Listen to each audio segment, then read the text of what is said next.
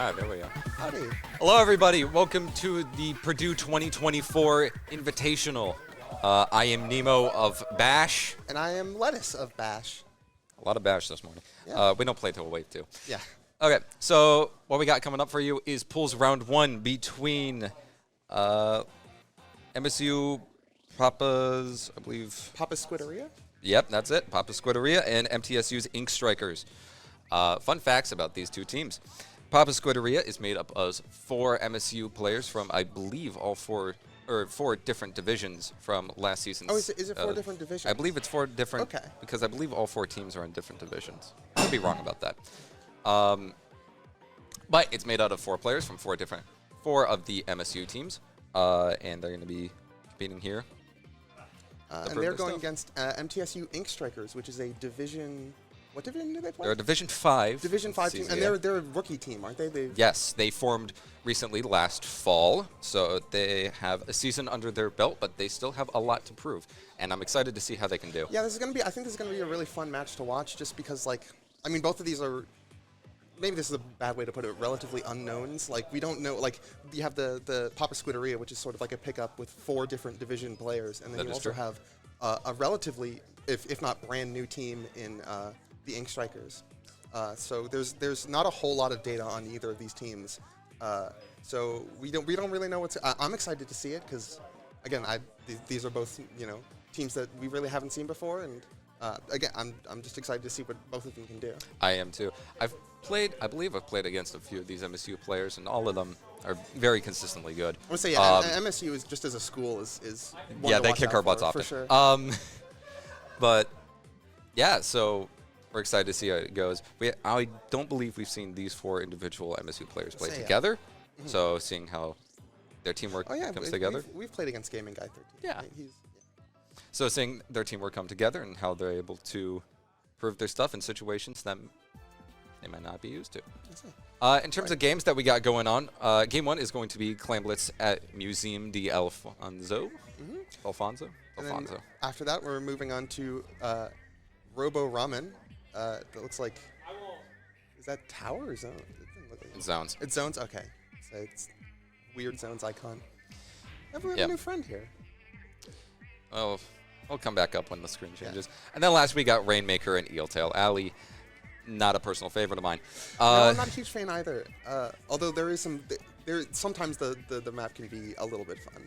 Yeah. There's some shenanigans you can get up to on Eeltail, especially on Rain. It's a very coordinated, reliant map. So yeah, a lot of it centers around that top bridge. That's where the game happens. Being able to take over the opponent's bridge basically just gives you a second mid. Mm-hmm. Except you have advantage because of height. Yeah. So it's going to be interesting. Either way, that's Game 3. Let's talk about Game 1. Well, before that, we should mention that these sets are play all 3. That is true. No matter what the score is going into Game 3 will be played. But then, yeah, let's talk a little bit about Game 1. Clams Museum. This is certainly a map. It's definitely, I think, one of the stronger modes on Museum. I agree. I would argue it's Museum's best mode, just for the fact of the little block, the little left corner that allows you to get around the snipe plat area. It's a very exposed flank, but it is a flank. And no other map has. I was gonna mention Rainmaker, but that's a good point because Rainmaker is very you have spinner or you have ramp, and those are the only 2 routes you can go on Rainmaker. But with Clams, you do have that extra little block over. So you can make some plays off of that you just can't do in the other. Many a time sending. Oh, we're gone. Oh, there we go. We're back. Okay. Yeah, many a times you're able to, if you have 3 players pushing up the ramp, or at least a backline maybe on the middle spinner, and 2 people pushing up the ramp, you might be able to sneak somebody up the block. Yeah. Especially the more mobile, maybe skirmish sort of flank classes. That's where send a Wiper, send a Tetra up there, see if they can wreak a little havoc in the backline. Yeah. A lot of mobility, weapons with mobility like that. Yeah. And it is a fun jump doing that little squid roll off the back of the block. It always feels nice to get up there. It can be crucial to pushes, depending on what your specials are, but we'll see. I'm also interested to see if anybody takes the early route flank down the right side Oh, yeah, spawn. through cut. Yeah, through cut and seeing if they can intercept maybe the back line taking position get an early before they're pick able to off. get completely set up. Because if they do that, that's very early mid control. Which is very important on Museum. It is very important. I mean, it's Museum important, is like 90% mid. It's important on every map, especially in Splatoon 3, but in Museums especially, it's important to have mid. Because, like, if you have mid, again, you have block. You have, like, this thing does not want to stay on the table. You do have block on Museum's claims, but it is still a very, very choke-heavy map. It can be, just because the entry points are so narrow, and one of them is a jump. Yeah. Also, I know you agree as well. Ramen Zone's one of my favorite maps. Ramen Zones is very fun. Everything is falling apart. Uh-oh. You want to put this one on that side? I can't. I don't know if it's going to be in frame. Just try. I can. That's the problem with all these plushes. They fall over. The low tad stack has perished. Yes. Here we go. Going into game one with Museum Clams. Talk about Ramen Zones later. Yeah, when we get to that game. We do see a pencil coming out on the side of. Color. We just heard we do see a blob. I would say from the, I don't know if you could hear, but from the crowd, the blob, which is definitely an odd choice coming out here from. I respect that. And we see an early pick go down on the knot. Blob painting up mid from cut. Although the splash sort of caught them there, throwing up a burst bomb into that cut. Yeah. It is interesting seeing a backlineless comp on Museum. It's very dangerous, and that is 3 down on the side of Papa Squidaritas. Yep. And they have a clamp. Ink Strikers is pushing up and able to get an early score. Early score. Ricky putting in some work with that squeezer. Establishing their pencil on top of Spinner. That's a very impressive position to be in, especially with Pencil, who is already an impressive weapon, but with that splatter scope Papa range. Squidaritas in yellow. Okay, excellent. See Gaming Guy with the Kraken roller. Getting a pick. Getting a second? Ooh. Not quite. Almost trading out with the blob. Looks like they are able to clear out Papa's from their basket, although Papa's is mounting up for another push with another power clam heading towards ramp, and that is a Zuka with 3 down from that Zuka. That is very dominant right now. Papa Squidarea is not letting up. We had a little confusion on the colors earlier. But let's see if Ink Strikers is going to be able to get back out. We see the rain get popped to try and push. That's going to give them a good amount of mobile paint. Basket is closed once again. 3 versus 3 right now. Gaming Guy seeing if he can try and get a pick. Gaming Guy getting a jump out. The Squid Beacon's putting in the work.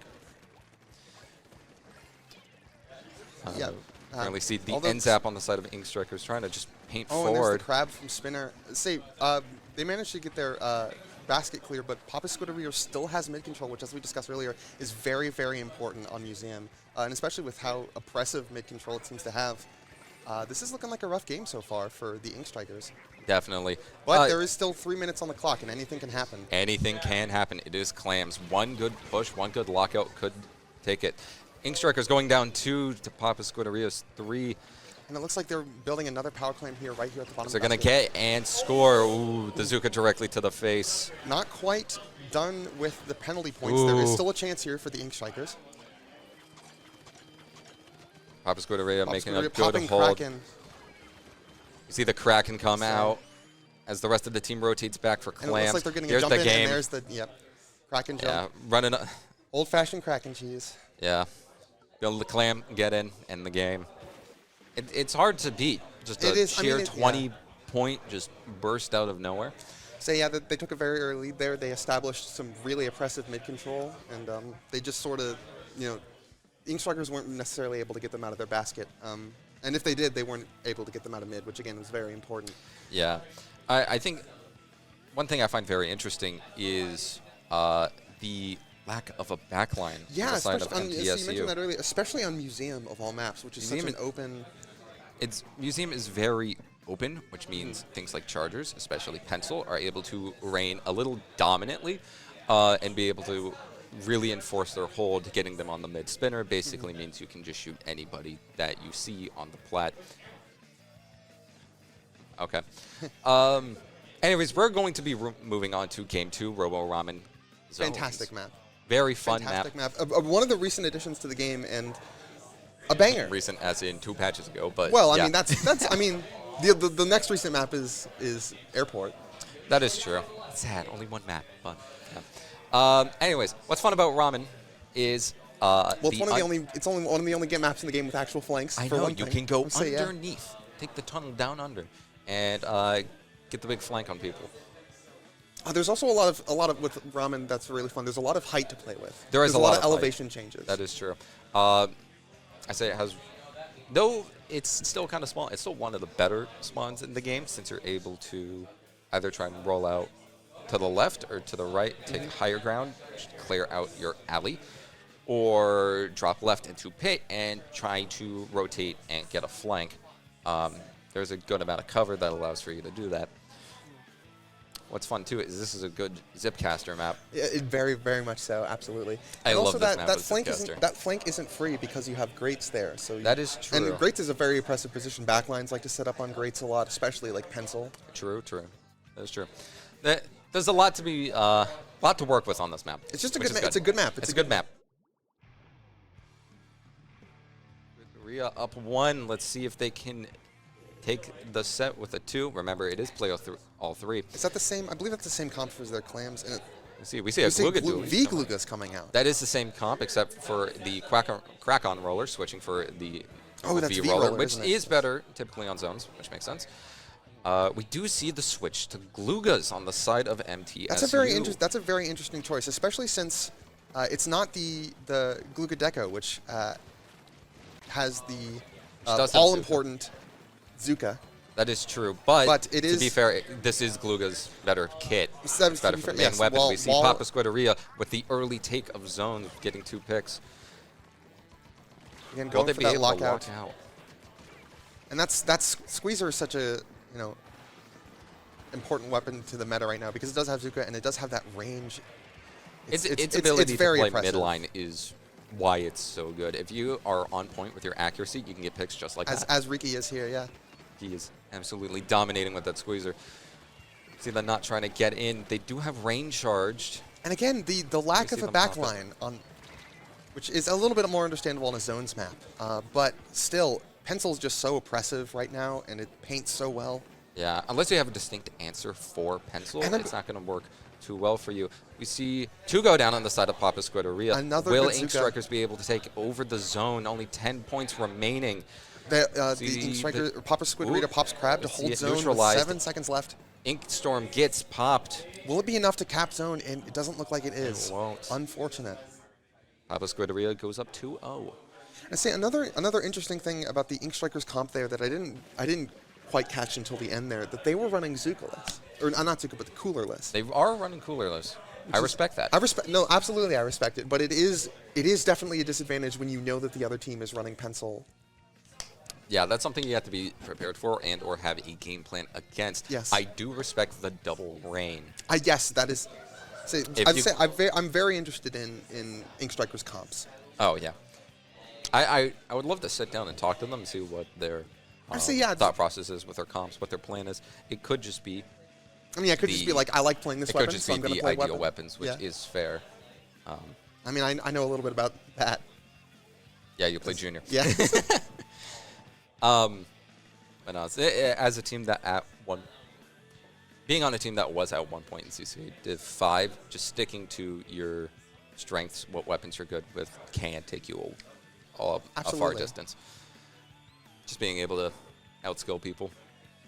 Coming up on Game 3, Eeltail Alley Rainmaker. Now, again, we talked about this earlier. This is not a map that we particularly enjoy as a team. Not really as a team, but we do have a game plan towards it. Yeah. The big problem is, of course, the lack of flanks. It's Eeltail.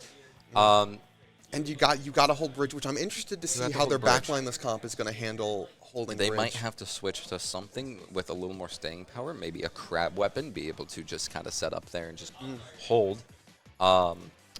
Though there is always the precaution of getting hit with Azuka from nowhere. Yeah. So that it could go either way. I do think because it's Rainmaker, their backlineless comp might be able to get the jump on MSUs. Say if they play fast, it can definitely go to their advantage. Yeah. But they just have to be able to hold the space that they do take. Exactly. Which is going to be a struggle backlineless on Eeltail. Yeah, it's going to be a lot. But I am looking forward to it. Let's see if they can do it.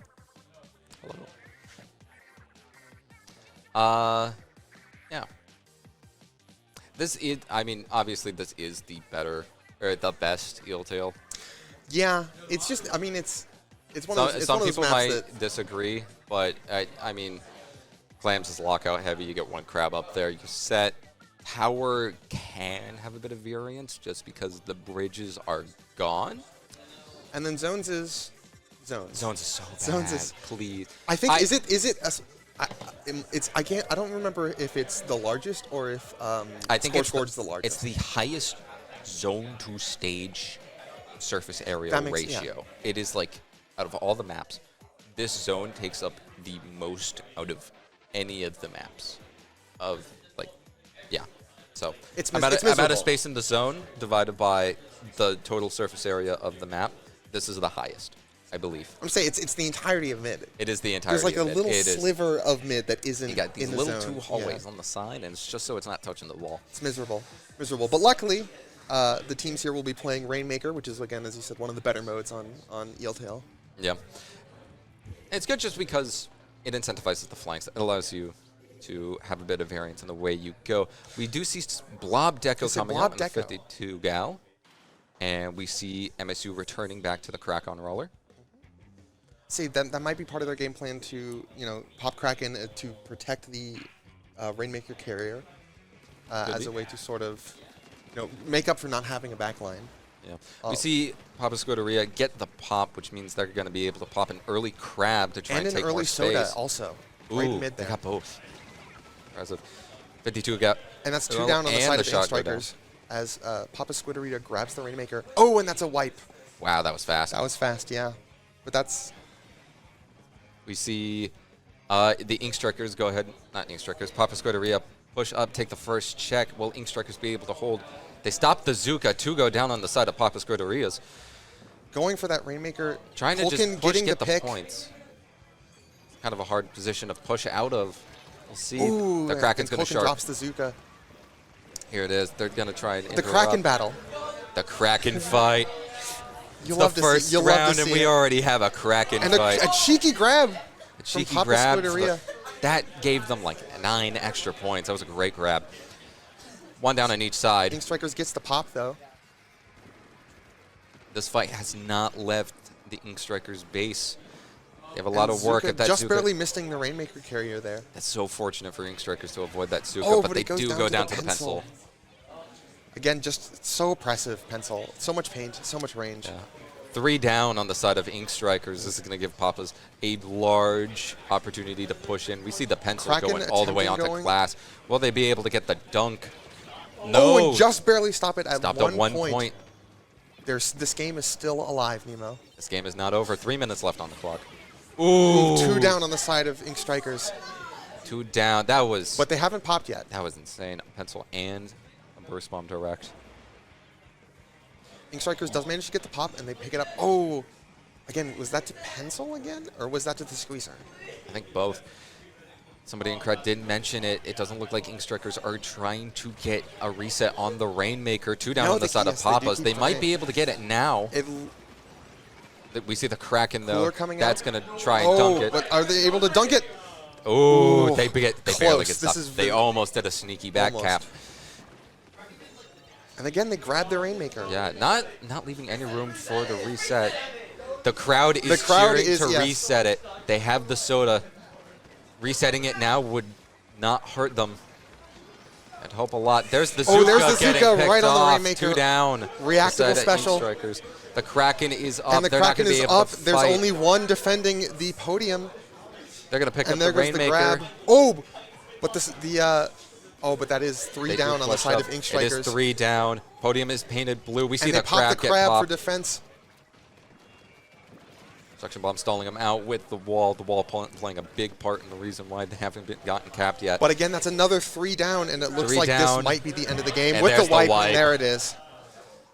Very, very hard fought on the side of Ink Strikers. That was Definitely. not easy for them. I give them a lot of respect. They held on there. Say that was 2 1-point stops. That was 2 1-point stops, including one of those two being a sneaky little Kraken back cap. Yeah. Well done by both teams. Well, absolutely. It is the first set of the day, so yeah, everybody's probably still warm, getting the muscles warm. A little cold. Yeah. Yeah. It's all 3 games going to Papa Squidderia. Good first game, though. Very strong showing from Papa Squidderia. Starting out today with some a very chutzpah. Very decisive, chutzpah, yeah. Chutzpah. Very decisive victory on the side of Papa Squidderia today in this first round. Yeah, they came in to make a statement. Oh, absolutely.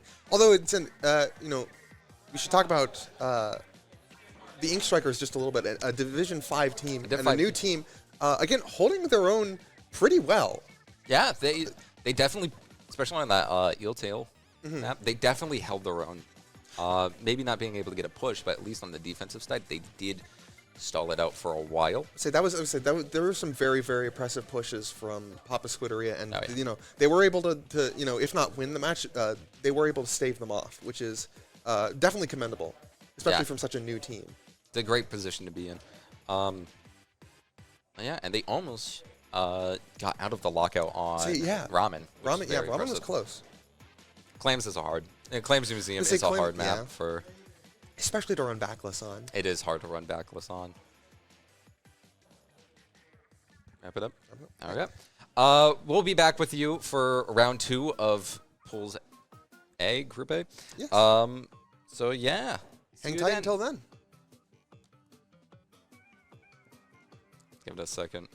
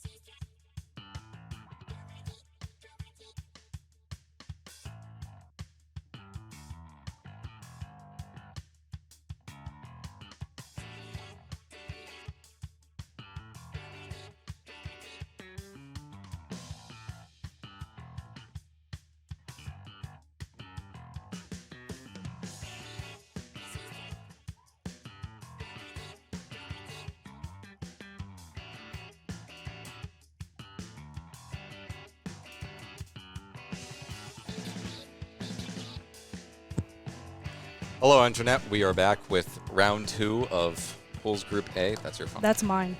All right. I'm here with a new person. Hello. It is me, Panda. Also of Bash. Yeah, we're going to be here watching next Papa Squidderia back to continue to make a statement versus Boilermaker Special, today's #1 seed. I am looking forward to this match, at least for the Boilermaker Special. I want to see how these 4 play together. Yeah. Now let's talk a little bit about the Boilermaker Special roster because we haven't yet. It is comprised of Rooster, Basil, Citrus, and Yumta. A lot of strong players. Yumta? I don't know. I can't read. Just, yeah. So yeah, a lot of strong players. Of course, Basil, very well known for being part of Moonlight. Very high level team, which by the only Red I'm a bit Arashi. scared. But yeah, this should be a very strong game. These are two of the stronger teams here today. Papa Squidderia, as you saw, very strong start in the first game, or first round of pools. Let's look at the map list a little bit. We have Hagglefish Tower, very good map mode. We have Humpback Clams. Solid. That one's bad. That one's bad. I disagree. That one sucks. And we have Game 3, Marlin Airport Zones. Now Marlin's the new stage, so I'm excited to see what these players can do on it. But until then, we have Tower Hagglefish. Oh, let's go. A classic. Round 1. Okay. We already see. Basil and Sea Leader. That's going to do a lot. We see 2 standard comps coming out both sides. We got beacons on both sides. That makes me happy. I know it makes another person here happy. Yumon Bucket, I've never seen that. Everybody playing what they're used to. Let's zoom in and see what happens. Papa Squidderia running it back. We already see the pencil taking up Canopy. While the bucket tries to pressure the right flank on the side of Boilermaker Special. We see Trips and Soda already get popped. Neutral game is already holding still. Any early pop or any early KOs Kraken are to come out. We see the splash go down on the side of Papa Squidderia. The Kraken is popped. Oh, getting a pick on Yumta. And they're going to be able to push up far. No one's been pushing the tower. Basil getting an impressive pick on the side. You see the Kraken coming out from Basil. Rooster going down. I forgot. 2 down on each side. Basil. Or Sea Leader had Kraken for a second. You play it. No. Occasionally. We see Boilermaker Special making a great push up to the second, up to the first check. Trips coming out from both sides, trying to stall it out. One down on the side of Boilermaker Special. That second checkpoint is always a bit of a hassle to get through, especially with that second canopy there. Yeah, it can be very rough. Displacement is trips are very good on this map, just because it allows you to clear canopy and tower and a little bit more, all with one special pop. That Squeezer is really schmoving. He's really avoiding Basil's Sea Leader right now. Ricky has been putting in the work in today. He's running. See the V-Slosher go down on the side of it. Gaming Guy showing how threatening they are with that roller. Trying to charge up the special. I was about to say, Rooster just tossing bombs out when they can. Trying to get Soda, and Rooster's gone down, actually. Classic Zap gameplay. Taking out the Soda before it could get popped is big. Zuka fight. Oh Zuka my god! Trade. Damn. What a way. And they're both back immediately. We see Papa Squidderia actually being able to push the tower forward, stopping around 80 points. Will they be able to get further than that? Looks like they're stalling it out. Going down on one side. Kraken gets popped on the side of Boilermaker Special. And this push is getting stopped. No, Basil's got this. Basil this is a fight. Focusing on Basil and Ricky's fight on the side here. Looks no like pressure, Basil. Oh, my goodness. 2 down on the side of Boilermaker Special, trying to get jumps into Basil. There's the Zuka. Oh. I cringe. I cringe.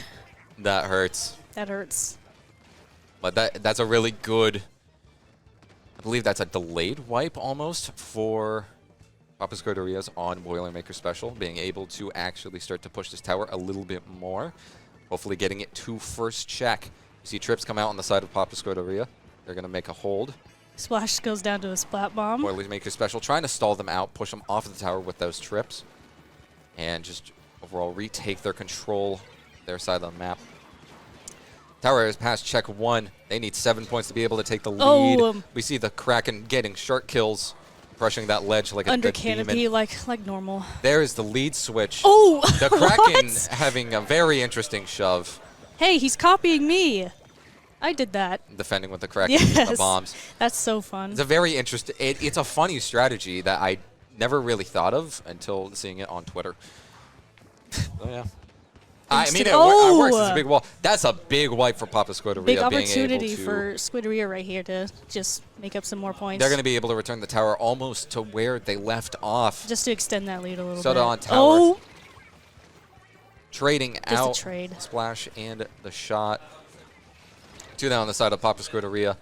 While all of Boilermaker Special is pushing back. Looks like the tower's only going to get to 23 points, but 40 seconds left on the clock. Boilermaker Special is only going to really have one great opportunity to push here. Will they be able to capitalize on it? We will see. Focusing back on the Chargers. We see the Kraken going from Basil, though the Zuka does trade out. Oh, but jump out. We see a jump out. This was not the Kraken just not to good. Apply pressure. It did force a jump out, which can be good. Though it was on the squeezer with no Ooh. special. That's a great pick. Off Are the they going to be able to Kraken. work more with that? It's a good opportunity for Boilermaker to get some last few points. One more down on One the more side push of overtime. Papa Scuderia, Oh, but we see no. the GG trip strikes in the Oh, Kraken. my That's going to end the game goodness. and put Papa Scuderia up 1-0 on the Boilermaker Special. GG Kraken. GG Kraken. It'd be like GG that. Kraken and GG Trips. Very impressive showing from both teams. We had a real back and forth there. Papa Scuderia being able to sneak it out a little bit more. A bit of a slow start, but we've got Clams up next, so hopefully we get some more action in this one. Yeah. Now, what I'm interested about with Humpback Clams here is, will we see anybody? Probably not, but we may see somebody take the outer flank to try to either pressure the basket from or pressure the opponent's plant from a different angle other than just taking corner around as standard. So we'll see. This map mode isn't very played, or isn't played very often, English. So we'll see how it goes. I personally am not a fan of this game mode, but I'm biased. Getting side eyes from the people in the crowd because I can't English. English is so easy, guys. Just be better. Indeed. So yeah. I'm trying to think of what to talk about. Zuka is funny. Who thinks they should get nerfed? Dumb. Zuka's dumb. I see people in the crowd raising their hand. Yes. I agree wholeheartedly. Even Even the shot player raised his hand. Zuka main over here. Zuka main. You don't Oh, want yeah. the free picks. Shaking my head. 3 points. The GG Zuka and Rainmaker. But we'll see. Literally. A little bit of a wait. Both teams trying to really decide what they're going to run on this map mode since it's very uncommon. Taking all their most time to switch up the comps if necessary. Now, what I think is going to be very interesting here is what the backlines are going to do, because this map can and cannot sometimes be beneficial to chargers. The curves can throw it off. I think if you have mid, then you have a better chance That's of true. getting picks with that charger. See Pencil and Okay. C-Jet coming out as the backlines. Basil in pencil jail. Gotta love it. On the side of Boilermaker Special, we see a more standard comp accompanied with a range blaster and a pencil, which they did not have last game. On the side of Papa Scuderia, we do see the Tri-Slosher and C-Jet come out as the soda and backline options. It's going to be very impressive, or it's going to be very interesting what these teams are going to be able to do. We see an early mid fight going the way of Papa Scuderia, while Boilermaker Special does get set up. The bucket being able to pressure over that ledge is big. Basil with the cleaning chip up that pick. on the pencil. I'm expecting the crack on to flank Basil at any time, but he is not. And he's down teammates, so he might as just might as well hold on to the Kraken, be prepared, maybe go for a Kraken push once people are recovered, maybe a counter push if they can survive that long, or use it defensively. We'll see. We do see Citrus's Blaster holding Bunk, getting a clam made, continuing to pressure the platform. We see Trips come out on the side of Papa Scuderia, seeing if they can hold. We do see the roller go down. I'm writing that down for later. Writing down the strats. The pro strats? The pro strats. Yes. I also got to remember that. Hold the nice. Bunk. We see the Slosher getting picks from underneath the ledge. It's expertise. Boilermaker Special just going ham on these clams right now. Getting a huge lead. They got a very good Citrus goes down, though, to crack on. Though it looks like Papa Scuderia is going to be able to defend. 35 points left on the board for Boilermaker Special. Let's see if they're going to be able to knock out, or if Papa Scuderia is going to be able to Citrus get back. Overextending a little bit on that one. Citrus's got that range on the range. Very good push by Boilermaker Special, though. Keeping that enemy Bunk is pretty mint. Yeah. If this game stalls out for the last 3 minutes, it will go in the favor of Boilermaker Special, but we'll see. Roller versus Slosher battle on this over here in corner. He's been marked. He's the range blaster able to clean it up. You see Yum here holding it the left side with the bucket, being able to trade out with their teammates. 3 down on the side of Papa Scuderia. Boilermaker Special is going to have a prime opportunity to push, especially with Trips ready. Let's see what they're able to do. You see the range get picked off on the side, not able to completely contest and hold the other team's Bunk. Krakon went ahead and took the opportunity to get rid of Citrus. Not going to let them get away with a push like that again. Citrus sitting in that Bunk is what allowed them to score so many points. Getting chased down by that Kraken. We see 2 down go on the side of Boilermaker Special.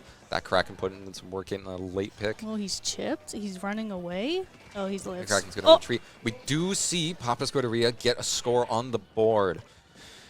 Are they going to be able to hold this? They are not in an ideal position to do so, but they pop out the Trips to hopefully use that as a smoke screen to get in. Splash goes down. Yeah, and just move them Krakon away goes from down. the center. That does look like the push is going to be over. That wave breaker sort of sealing the deal, not giving you a good opportunity to push back in, even with the rain.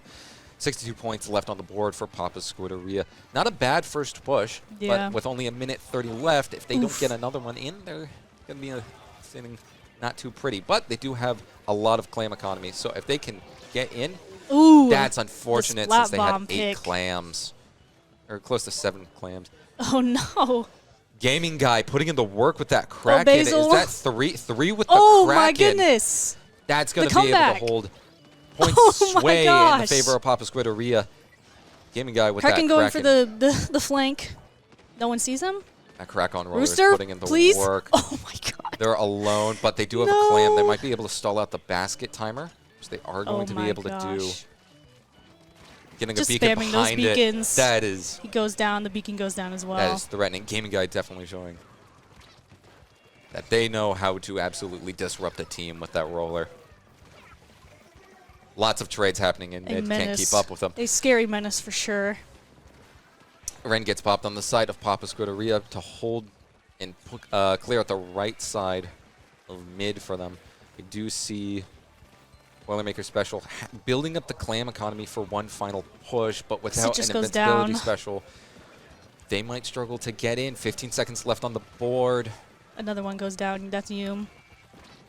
Riley's Rooster, retreating. Rooster able to back out with the clam, goodness. but does go down. Basil sitting there with the clam to at least keep the dream alive, but he gets picked.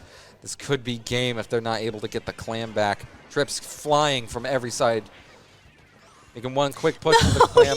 They do have another one set. We thought that was game match, but it wasn't. She tried.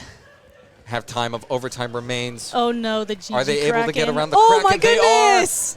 They don't, unless they have they the do points. not. They do not have the manpower for this last push. That was a good attempt, though. It was a good attempt, but sadly they just did not have the clam economy to bolster it. That Kraken coming out and stopping them. That's 2-0 on the side of Papa Scuderia. Knocking down who people thought would be the #1 seed. This is an upset that I was not expecting.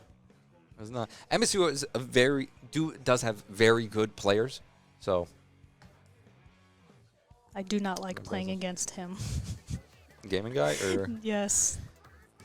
You weren't there when we played against him, but. I wasn't, but. He was also playing roller, so. They seem like an absolutely insane roller main. I gotta respect it.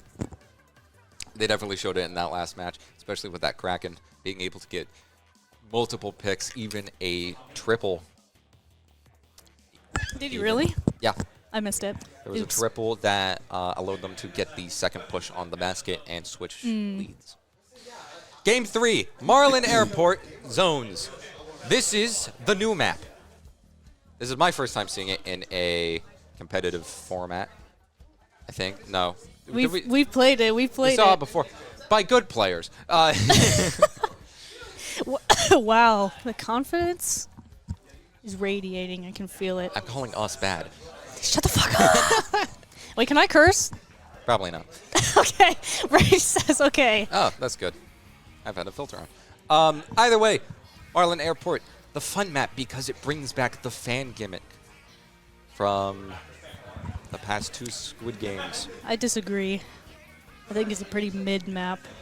Which is weird because it's very heavily weighted towards the backline. It's which not. You do. It's not. It is a large open mid with only a couple of blocks. It very much pertains to. It has certain areas where each different weapon sort of archetype can play to their strength. It has very long. It actually has flanks, which is great. Great for Slayers, which is not me. Sure, it's me. Perfect opportunity for me to just get and buckets really do love that ledge. So seeing 2 buckets on the side of Boilermaker Special makes a lot of sense. Being able to pressure from underneath does a lot. Standard comp that we've seen from MSU still holding. We see one Boilermaker goes Special down on the side of Papa Squidderia already. Zone cap, but I mean Boilermaker Special, my Boilermaker mistake. one down. That's see. 2. Are they gonna be able to push far in and hold 2 down on the side of Papa Squidderia, giving Boilermaker Special an opportune chance to push back in with these trips, getting a pick with them even. Staying alive. No! Oh, no! Utah fighting for their life. They would have totally lived that. Yeah, that was the one side. The Kraken breaking down the... You got it, Basil, I believe. The beacon, the bubble. Oh. I do find it interesting that they went with Scoped, probably for the little bit of extra range, knowing that they're playing a team that runs pencil. And also, since it's probably very advantageous for this map's overall size of mid. Though if you just stand up pretty on that block, then you're probably solid. Yeah. We do see Papa Squidderia pushing quite far in to the other side's bunker and mid area, but Trips coming back from Boilermaker Special, trying to neutralize the zone. So it just gets that pick? Get it. 1 down on the side of Papa Squidderia. Zone flips, 1 point difference, not including the penalty. We see a trade out. And we see the Zuka ready on the side of Boilermaker Special. Are they going to be able to use it to hold? Oh, trade. That's a trade and a loss of the Zuka. No Zukas! Get them out of here. Unfortunate. Will the remaining Boilermaker Special players be able to hold? They are not going to be able to. We see the Trips coming out from Papa Squidderia trying to make a big push while they got the opportunity. Soda is up on both sides. This fight should last for a while. We see the lead only growing. So it just pops that Zuka. Zuka, 2 down on the side of Papa's. Oh. Are they going to be able to capitalize on it? They do, switching the lead and reinstating the penalty points back onto Papa Squidderia. Yum being able to avoid the overextension. Getting Trips ready. Trips are, unfortunate time to pop bubble because that is gone. Oh That's my 2 goodness. down to the Trips. Great tri-strikes. That's going to be able to extend their hold greatly and might take them to less than 10 points. That timer is just going down. They might be able to hold it here. They might be able to hold. 20 points left on the board for Boilermaker Special. We see all the buckets oh my gosh. from the sides. The buckets are just sharking. Oh my goodness. This map is very advantageous to the bucket. We see the last minute Zuka no, come out. just stall, no! Getting the zone flip with 5 points left for Boilermaker Special. Papas is still in the game. See the Kraken Basil coming with out the from Kraken. Boilermaker, trying to stall out, give up the other team, or give their teammates some time to get in. Though, you see a jump out? with the penalty points gone, time is ticking for Boilermaker Special to push back in. One down on the side of Boilermaker Special doesn't help, but they do have 2 specials charged, including Zuka and Tri-Strikes. 35 seconds, 35 points left. We see 1 down on the side. One goes trade down. out of ink, but their teammate saves them. Are they going to be able to push in? Zuka gets popped. Are we going to see the Tri-Strikes get popped? No picks with the Zuka? Those are already been used. Soda gets out. Ooh, the point-blank Zuka, it's going to hold it. They're going to be able to hold the final push. I don't think Basil's going to be able to neutralize alone. That's going to be game. Papa Squidderia taking it 3-0. That's insane. That was the best game of the day so far. A lot of back and forth, very down to the wire. Really saw expertise from both sides of the field. Takeaway from this is Papa Squidderia is not a team to sleep on. They are here to make a point. They're here to win. They're here to win. They and that's want fair. The first place reward, which is interesting. Is it clout? Is it something else? I don't know. We'll see. I see it in the box. I saw it in the box over there, so I know what it is. They put clout in a box? No. Yes. That is going to be it for round 2. There's still one more round of pools coming up, so Pools round A, or wave A. So wave A is pools round 2, or round 2 of pools A. Words are hard. Anyways, wave B. We're going to be switching off. This has been great. Thank you for the chance to be the first people to talk with you today. Stay tuned. There's going to be a lot coming on. Eventually, we're going to be playing in pools B in an hour. So about an don't hour. go anywhere. One last intense match for you, so stick around.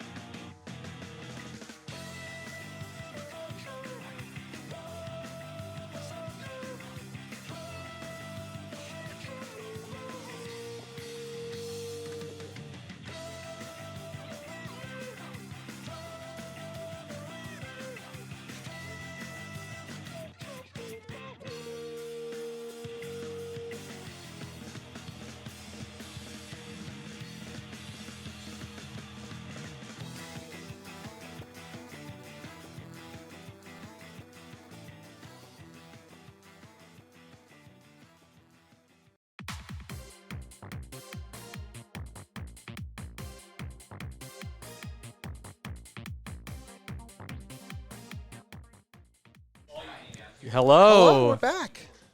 Well, you're back. I'm new. Well, we, as in the stream, are back. Hi, I'm Lettuce again, and you are? I am Electronic, aka Jake. I will. Yeah. All right. Well, we are headed into round 3 of Wave A. Stu versus Ink Strikers. Let's talk a little bit about these teams, Jake. Stu has Mayday, Rain, Shoes, and Gallant Glade. And I believe this is the first time we've seen them on stream, right? Yes. This is the second Purdue team now to go on stream. Yes, okay. Yes, but after Boilermaker special. Yeah. Stu is... One of the things you're going to be watching out for with Stu is Shoes on the Carbon. Absolutely cracked Carbon player, leading CCA Division 4 last season in splats of everyone in the division. Really? Yeah. That's crazy. Oh, yeah. So crazy Carbon. Definitely someone to watch out for. Also here we have Mayday, who is not normally a part of the Stu roster. I believe she was at one point, but since JG, who is normally Stu's fourth, is TOing, he's not allowed to play in the game. So that's unfortunate. Mayday is returning to the Stu roster for today, which is exciting. And of course, Ink Strikers. We've seen Ink Strikers on stream before. They were in round A or round 1. Yeah. Put up a good fight. And I'm excited to see, because it's always good to see Stu play as one of the other. It's always good to see a Purdue team play. Yeah, I'm really excited. I hope they do well. Good luck, Stu. Absolutely. Good luck, Stu, and good luck, Ink Strikers, as well.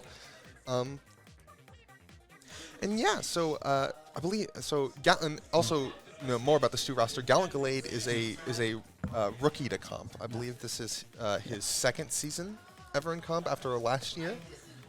Which is that's the same for you and me as well, right? Yeah, no, I joined this year. I'm gonna say both of us are. Oh yeah, you're a freshman as well. Right? Yes. Yeah. Yeah. So we're both really new here to Purdue's teams. So. Alrighty, looking at game 1 here, we're going to be playing on Crab Leg Rainmaker. Rainmaker, so which is Rainmaker, 200 pounds. Can you carry it? Me? It's solid gold. It weighs 200 pounds. Can you carry the Rainmaker? Are you asking me, yes. Lettuce, if I can? Yes. Can you carry the Rainmaker? I mean, I'm sure I could carry it. I don't know if I could get it very far. You have to put it on your shoulder. That helps. Yeah, you have to carry it. Can you lift the Rainmaker up and slam it down? That I don't think I could do. I don't think that's within my ability. Yikes. I especially couldn't get it up the wall for the right side crab leg. I don't think any one of us can swim up a wall in real life, though. Well, okay, and were I a turfling? Turfling? Yeah. Okay. Anyways, next map is Tower Control Museum Delfonso. How do we feel about this map? It's one of the, I think after Clams, I think it's one of the better. Well, I don't know. It's definitely a weird one. I like it. It's definitely not the best map in the game, but it is one of the maps one of the good maps. It's interesting. We'll put it that. It's not. Yeah, no, it's not a bad map. It's just interesting. You have to, especially for. I feel like that one you have to go in with your team and plan. This is what we're doing. This is how we're going in. You definitely need you should be doing that anyway. But especially with Museum Tower, that's one that you have to. A lot can go wrong. A lot can happen, and so you need to have a plan to get there, or else you're just going to be scrambling. Yeah.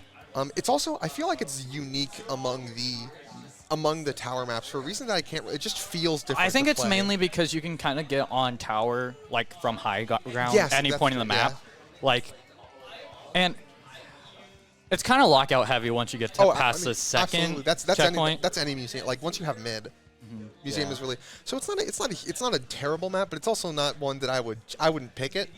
But it's interesting to see it played. And then game 3, Scorch Gorge Clams, which is a map that I actually really like. It's good. We are going to have a bit of a delay here, it seems. Are we having some technical difficulties? It seems like it. All right. So we're getting the thumbs up. We have to yap a little bit more. Yeah. We have to yap. Lap just a little. Well, I love to yap.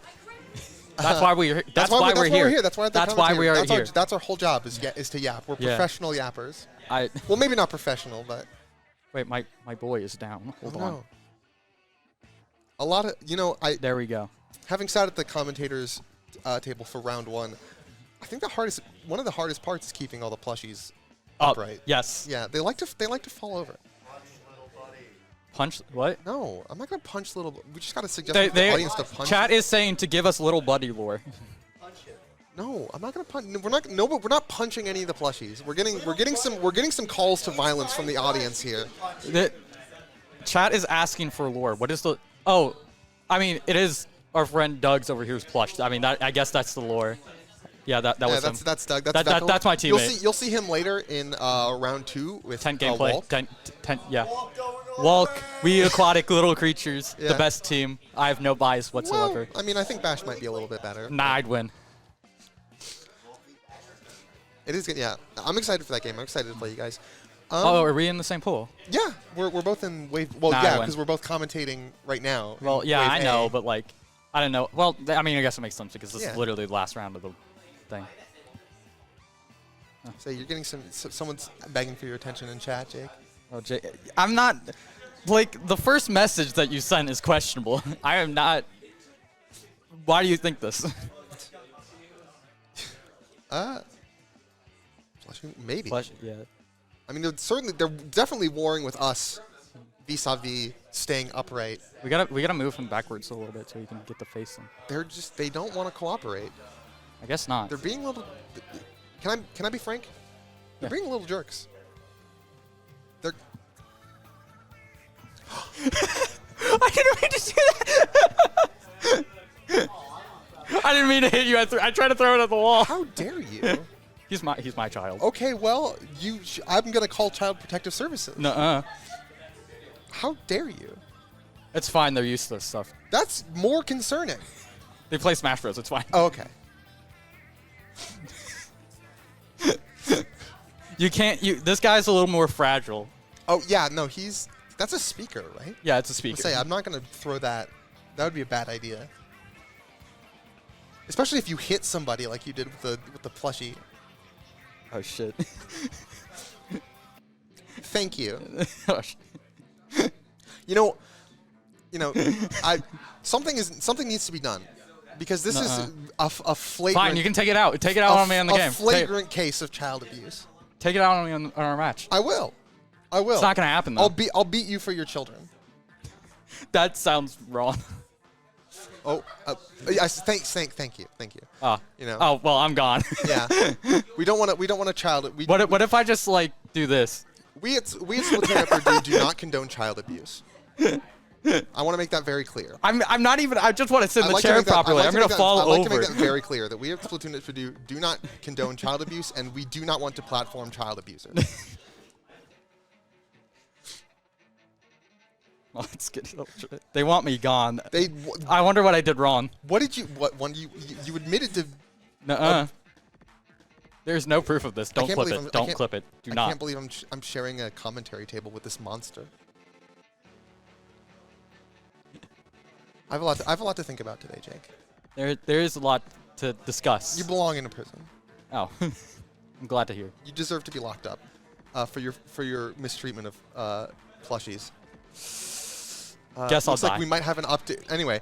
Are we good to go? Are we about to start? Yeah. All right. Looks like we are now getting into game 1. After all of that, after the. Can we get the plush back up on the stage? Where is he? There he is. Right here. We just left him on the floor. So that is child neglect. He's safe. That was child neglect. He's your child. Yeah, but you neglected him. I bear no responsibility for your children. Thank you, Aiden. Thank you. We're getting some. Oh, what the? For context, my teammate did this, and then he did this. Yeah, we're getting some heckling from the crowd. What? Oh, okay. You did this. Okay. All right. Looks like we should be getting into game 1 soon. Here, it looks like our technical difficulties have been cleared up. Into Crabla Capital. What do you think about this? I know we joked a little bit about it earlier. What do you think about this as a map? I love this map. This is my second favorite map in the game, behind Robo Ramen. Right, yeah, Ramen is like the best. I feel like it's not controversial to say that Robo Ramen is the best map in the game. Absolutely not. Except for Tower. We don't talk about Tower. I'll say yeah. Tower, but like it's crazy. You can't win them all. Yeah, no, it's crazy, but because both of these maps suck at Tower. They just don't do it right. That's true. Yeah, I don't think I don't like Crab Leg Tower. I'm also not a huge fan of Crab Leg Rainmaker. It's better. It's all right. It's the third best. It's the third best map. Well, that's not necessarily to knock against Crab Leg. I just don't think the Rainmaker. It has a good breakaway too. Yes, because and I definitely think having to push across grates and or make the jump. It's a very interesting Rainmaker path. Yeah. Like it's very interesting. It's just a little bit weird. Yeah. Oh. I heard the thing. I hear some game audio. I hear game audio. Here we go. Into game number 1 here. All right. Let's see what we are running. Ink Strikers. Stu. Junior pencil. And again, I told you about that carbon. Yeah, there's the carbon. All right, here we go. So it is Rainmaker. Oh, Zinc. That's crazy. I've never seen a Zinc in a while. We got some interesting weapon choices on both sides here. I hope the dualies do well. I have no bias whatsoever. See. Oh, there goes one. There's the first pick of the game. The dualies is just like me. He over-aggressed. But oh, wow. Carbon goes huge. One down on each side.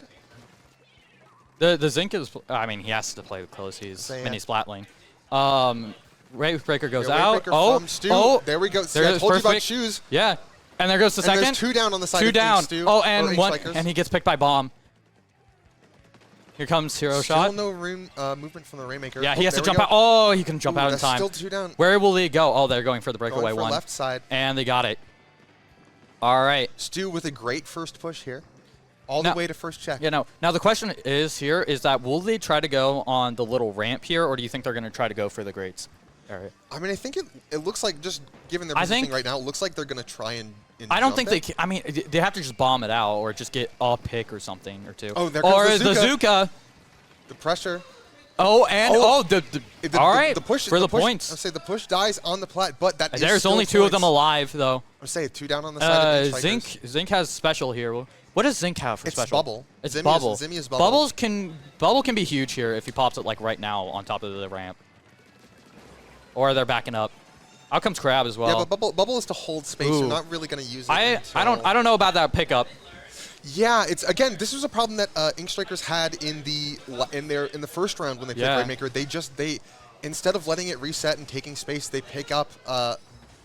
And Rainmaker is not a very good weapon. Oh, and another Zuka. The reactable special is coming in. Reactable special. 2 Zukas. Oh my God! Don't retreat. Don't retreat. The timer is going down. Oh. 10, 9, 8, 7, 6, 5, 4, 3, 2, 1. Oh, and he blew up. Reset. Wait, they got the reset. What? Oh, no, because if it goes throughout the timer, it just resets. I forgot about that. Although Stu Stu has the advantage here. They're locking them out, and they can't get shoes out of the little divot there. I don't know what that's called exactly. Underneath ledge, I guess. Yeah. Yeah, no, and he's just picking them off one by one. And another one. Oh, the triple. And here, wait, maybe another? Is this the quad? The quad? The quad is real. The quad is real. Shoes.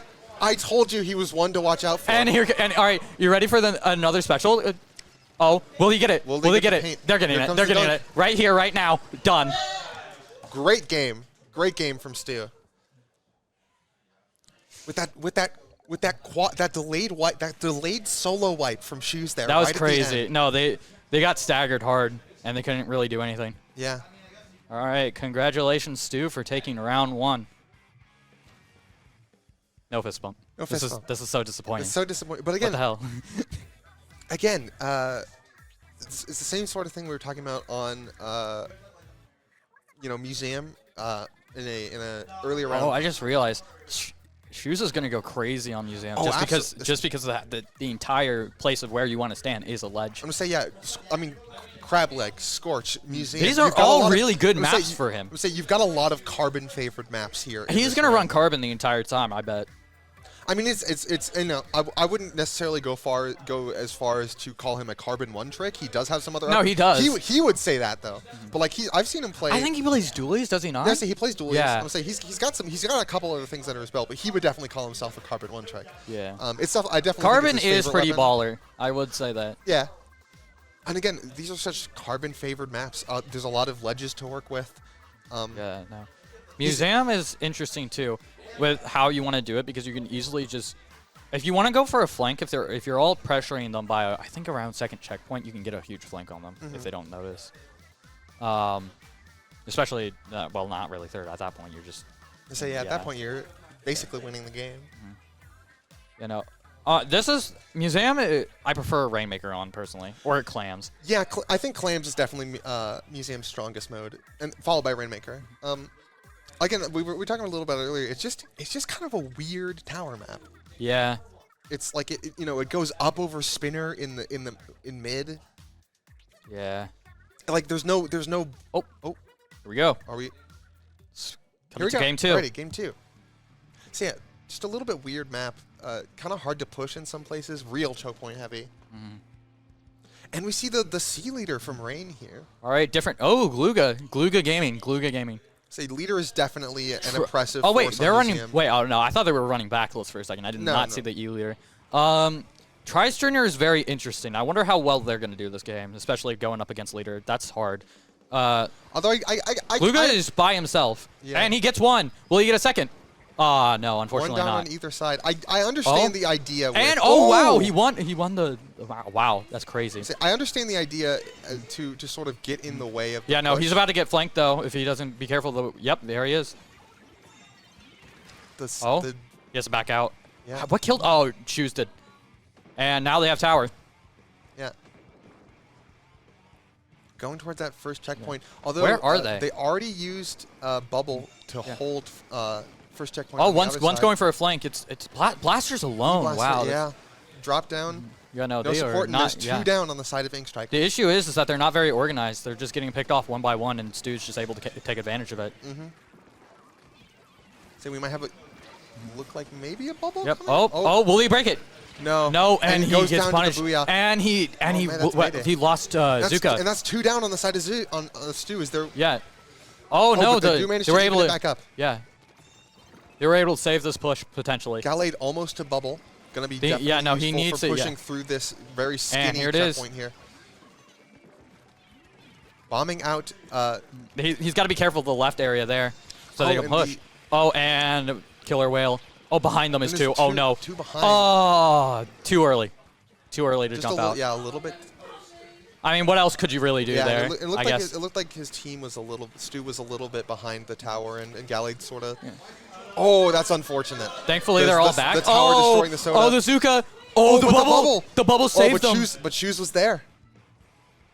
And all right. Stu, back to mid. 3 minutes left in the game, but Stu has commanded a very impressive lead with 17 points remaining. Yeah. Booyah to sort of clear out that left side of plat there. Get rid of the E leader. Will Kraken go in, you think? They're just in that right corner. There's 2 of them there? Yeah, that's true. Yeah. Like, on this map especially, you can, if Shoes just gets, if they don't see, they can easily not see Shoes just jump across right now. Oh, absolutely. Yeah. So again, we were talking about this earlier. These are such carbon-favored, roller maps. And on top of what an impressive force Shoes already is. And also not to mention the support from Rain. Oh, and also that Rain's on the leader, but leader is such an impressive force on this map. Also, Museum is, I think Pencil is better here. Well, personally. Well, I don't know. The problem is if you can set up leader on. Oh, there's a mosh pit going on There's 3 down right on the now. side of Stu. Gallade. Oh, he's trying bubble to hold space. Yeah, no, wow, this is crazy. Are they going to jump into him? No, they just run in. Oh, and Shoes works. gets 1. Mayday's here. That's 2 down on the side. They're of all strikers. here. They're all back. Are they all back? I don't know where Rain is. On the part of Stu. Rain must be around somewhere. Let's say, as I was saying, if you can get leader set up on spinner, I think they're going to break check here. They probably will. Will they win? Will this be the last push? Yep, this is game. Good job. Congratulations to Stu. Yeah, it's just, again, we were talking about the whole time. Shoes, absolutely impressive. It's hard to contest leader with, especially on Museum. It's hard to contest leader with a bow. Now, the question is, will Stu be able to get the 3-0? Or we'll see, because again, it does matter. These are play all 3. Score. Personally, I think Scorch Gorge is really good with Carbon Roller. Well, absolutely, yeah. It is Carbon Roller's best map in my opinion. Yeah, because you have that ledge from drop. And the big middle part where you can just go around. It's such a big map. Like, what? And you have both pits, so you can catch people coming down ramp. Yeah. Definitely something you need to watch out for. I mean, again, I can't stress this enough. Shoes, number one in kills in CCA Division 4. That's crazy. It's still crazy to me. And those are probably just his kills alone, too, just because of how Carbon is. Mm-hmm.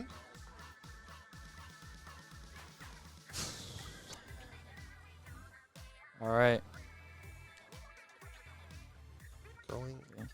Yeah, I know. Yeah. I was trying to figure out something to say. Yeah, no. Don't walk in from the camera. Yeah. Yeah, dude. Yeah, careful. Yeah. But I have to say, as much as we've been talking about Carbon as a worry, I do like this map a lot.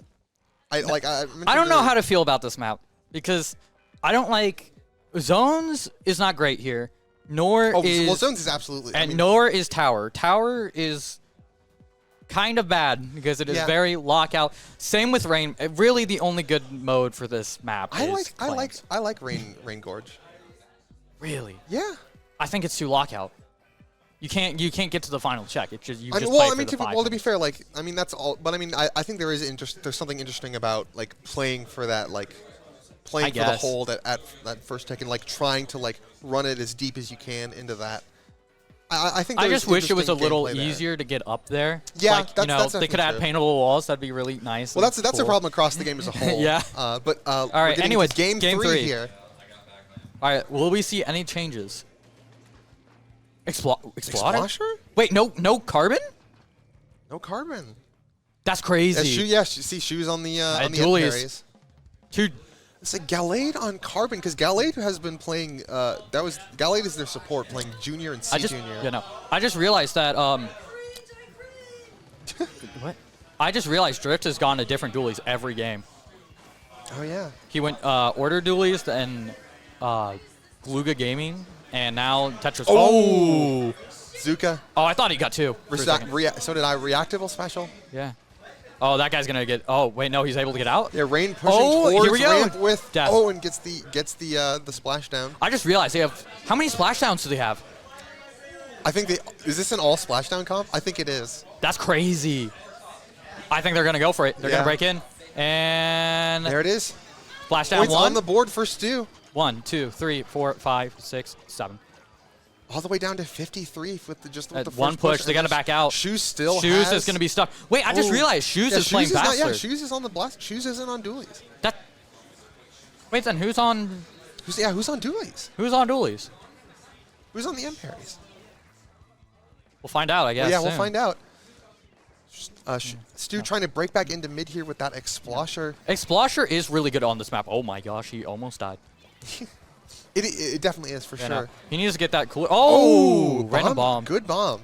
Sometimes that happens. Yeah, I know. Just when you're fleeing, just throw out a bomb and just hope for the best. Bombs are very useful. We're going for a push here. They need to get that ball. He needs to get those. 1. Going for it. 2. 3. Not quite able to get anyone with Zuka. Yeah, no, they're just forced near their checkpoint area. Did manage to clear the ball. Snipe for just a little bit. Their goal.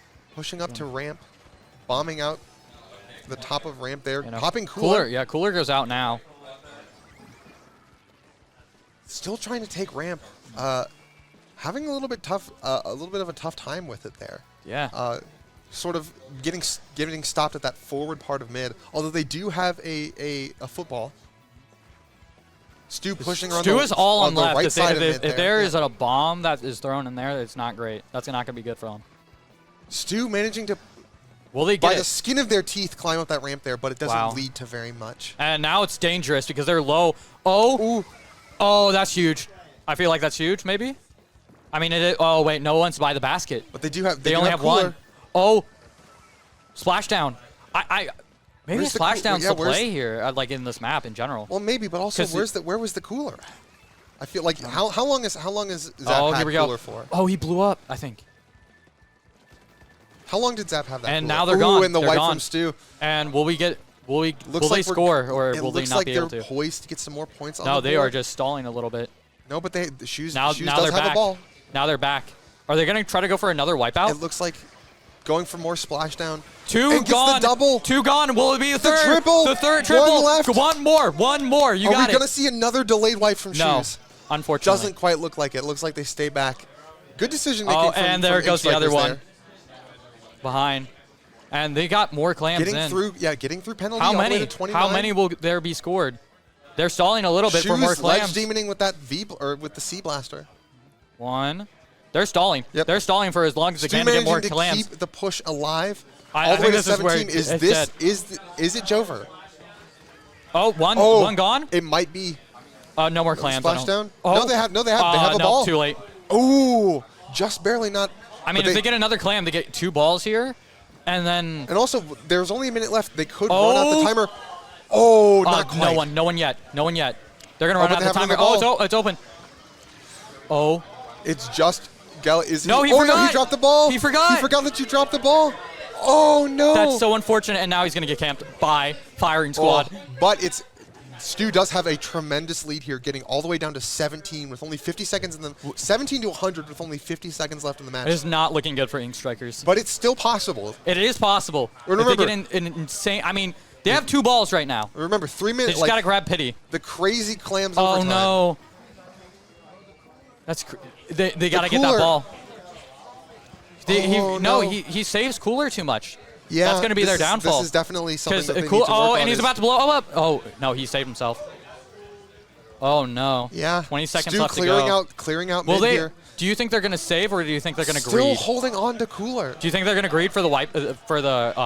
I mean, I wouldn't. If I were them, I would just hold it. 10 seconds left. Oh, surprise. And is he going to blow up? No, he lived. He lived just somehow. Barely get outside range of that he is under so much pressure right now. But he does have splashdown available if he needs to use it. All right, overtime for a brief second. Are they able to bring it back in this overtime? It doesn't look like they don't have a ball. They have one ball. They have pity. They have pity. But it seems like they're going to get pressured out by splashdown. Oh, Shoes does go down. Yeah. But they trade him back out, Stu. But I don't think it's enough time to get to the basket, and that is game. That's game. Unfortunate.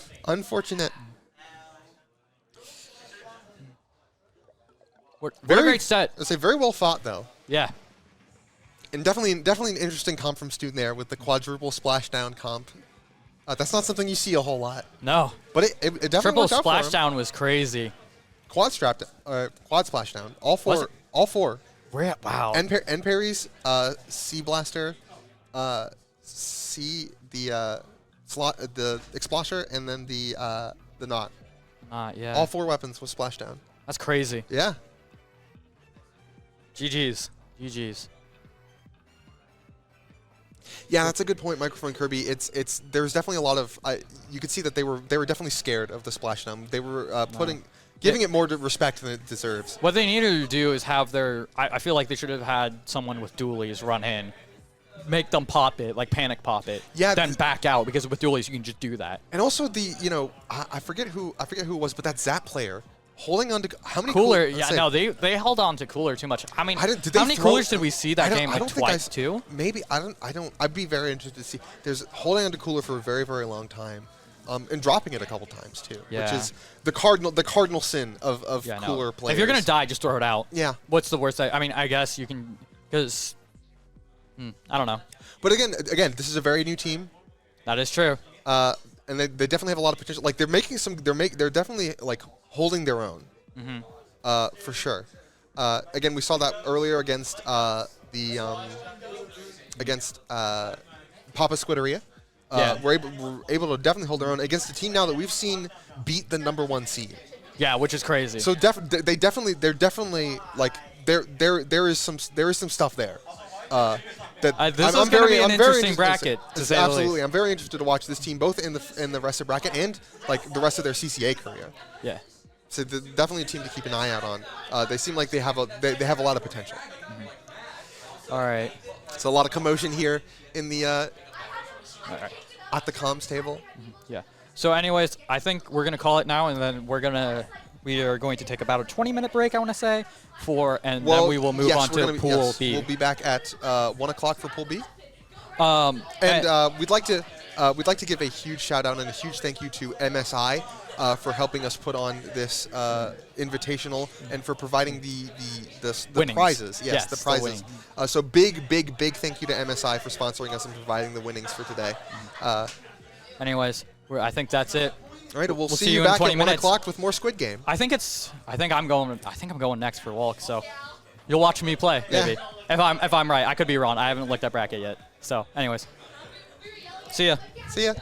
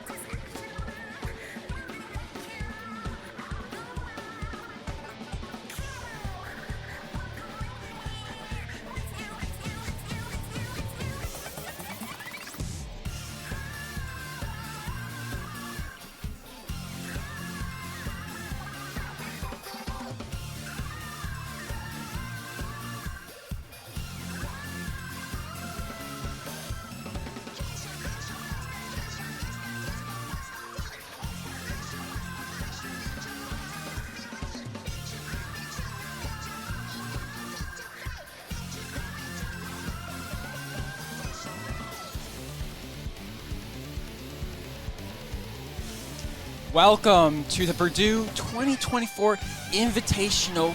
I am Corner joined here by Drumar. And we will be commentating Group B here of our Purdue Invitational here. So starting off a little rock here, but that is all right. We got two great teams. Our top seed, one us, the Red Embers, are going to be looking at because they are in Div 1, Skyfall versus Welk. Yeah, Walk is one of the newest Purdue teams. I think it was formed this year. The roster has changed a bit. I know they did just pick up Veckel, who is pretty much a tent one trick. So it's really interesting to see how this is going to go. And of course, you have a Pisto, main pencil one trick, been playing pencil since day one, even when it was bad.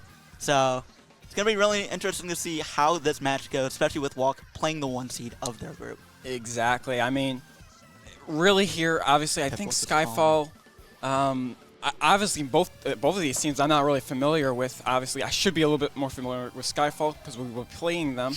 But if I don't correct me, or sorry, I should say correct me, but Brendan is not playing today, I believe. I think that's their star player, if I'm not mistaken. Maybe. I'm actually not sure.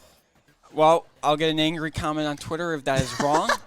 But besides that, we're going to be playing all three in our groups. First, Clamblitz, Museum, and yeah.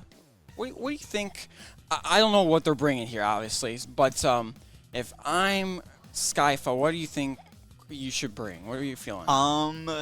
Well, usually you would, of course, pick the meta basic of pencil and at least one Zuka.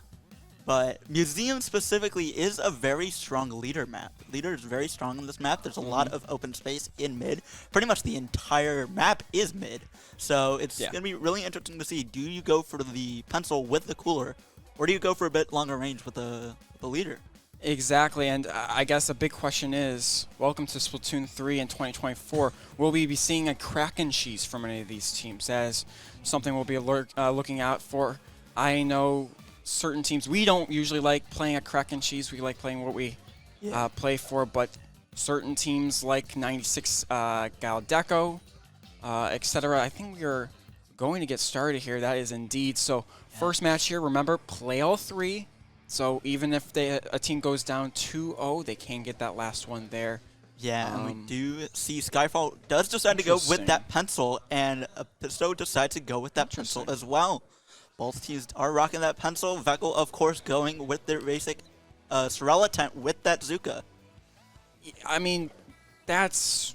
We expected that. I think something I didn't expect going into it is that we got double V dualies here. I very much like that, but no Kraken cheese either side though. So that's something to look out for. One thing I am seeing, Skyfall is not running a Zuka at all. Instead, they're running a Sorella Brella with that Inkjet, as well as a Junior with the Bubbler. Just really interesting picks on the side of Skyfall.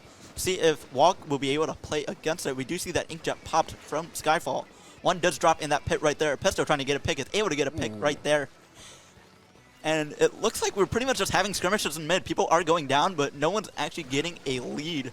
Just constant kills all around. We do see the Crab is popped in mid, so Pisto is going to have to back up a bit. And I really think that's a great playoff there because their 10th on Sky of Walk actually went down there. I think that's a crucial point of their comp there. They really need that tent.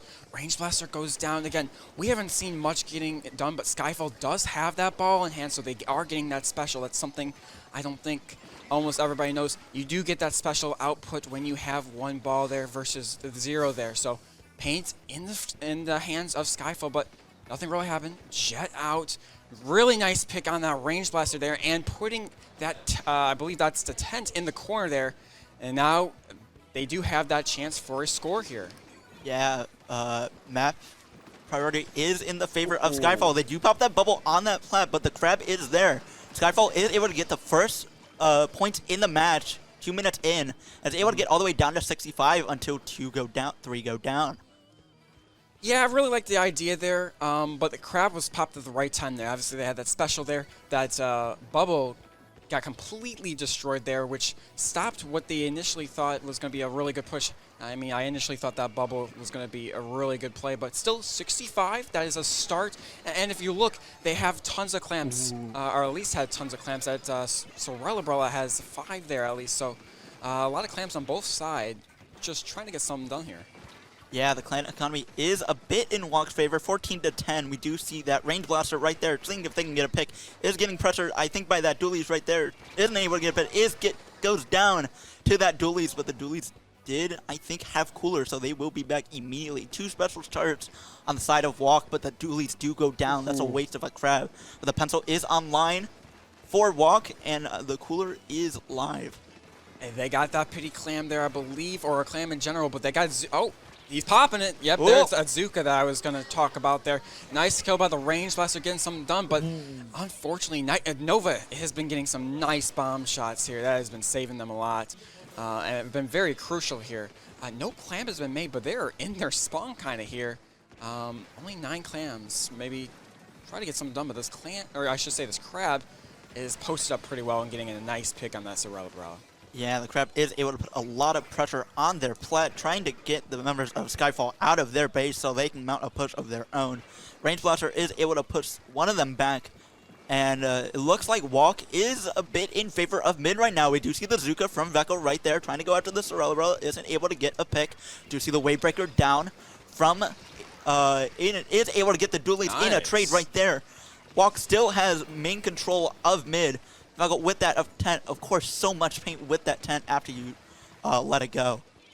Both pencils down, actually. I was going to say, oh no, Walk's pencil is down, but that is 2 down on Skyfall. This should be maybe a push, but look at their clam is gone right there, unfortunately. And good play by, I believe, Nova there, unfortunately going down, but really just keeping eyes on that clam to make sure they didn't get it. And that's basically a reset here. Pencil back online. And but Walk does have cooler, so maybe get something done here. Yeah, and the tent does have that Zuka charge again, so Zuka is online, and it is popped, and a great pick by Veckel on that pencil right there. One go down on the side of Skyfall, trying to get another, is not able to get it. Veckel and those Zuka shots, man. Veckel's tent is very strong. I've seen it. I've seen him play it. He's new to competitive, I believe, which makes it even crazier how well it's doing. And Veckel gets a bit of a mix-up right there, and it gets taken down by Mr. Poppin and that crab. I think bro thought he was dead already. Yeah. I mean, that happens sometimes. Yeah, they, unfortunately, oh my goodness, that bomb almost was clutch. But if you're Walk, you need a clam now. It's gone. That's game. Unless they make one. Unless they are game. able to make a clam the next 3 seconds, that might be game. And yeah, are they going to make it? No, they're not. Game. Yeah, and that is game 1 going to Skyfall. I must say, that was pretty even all around there.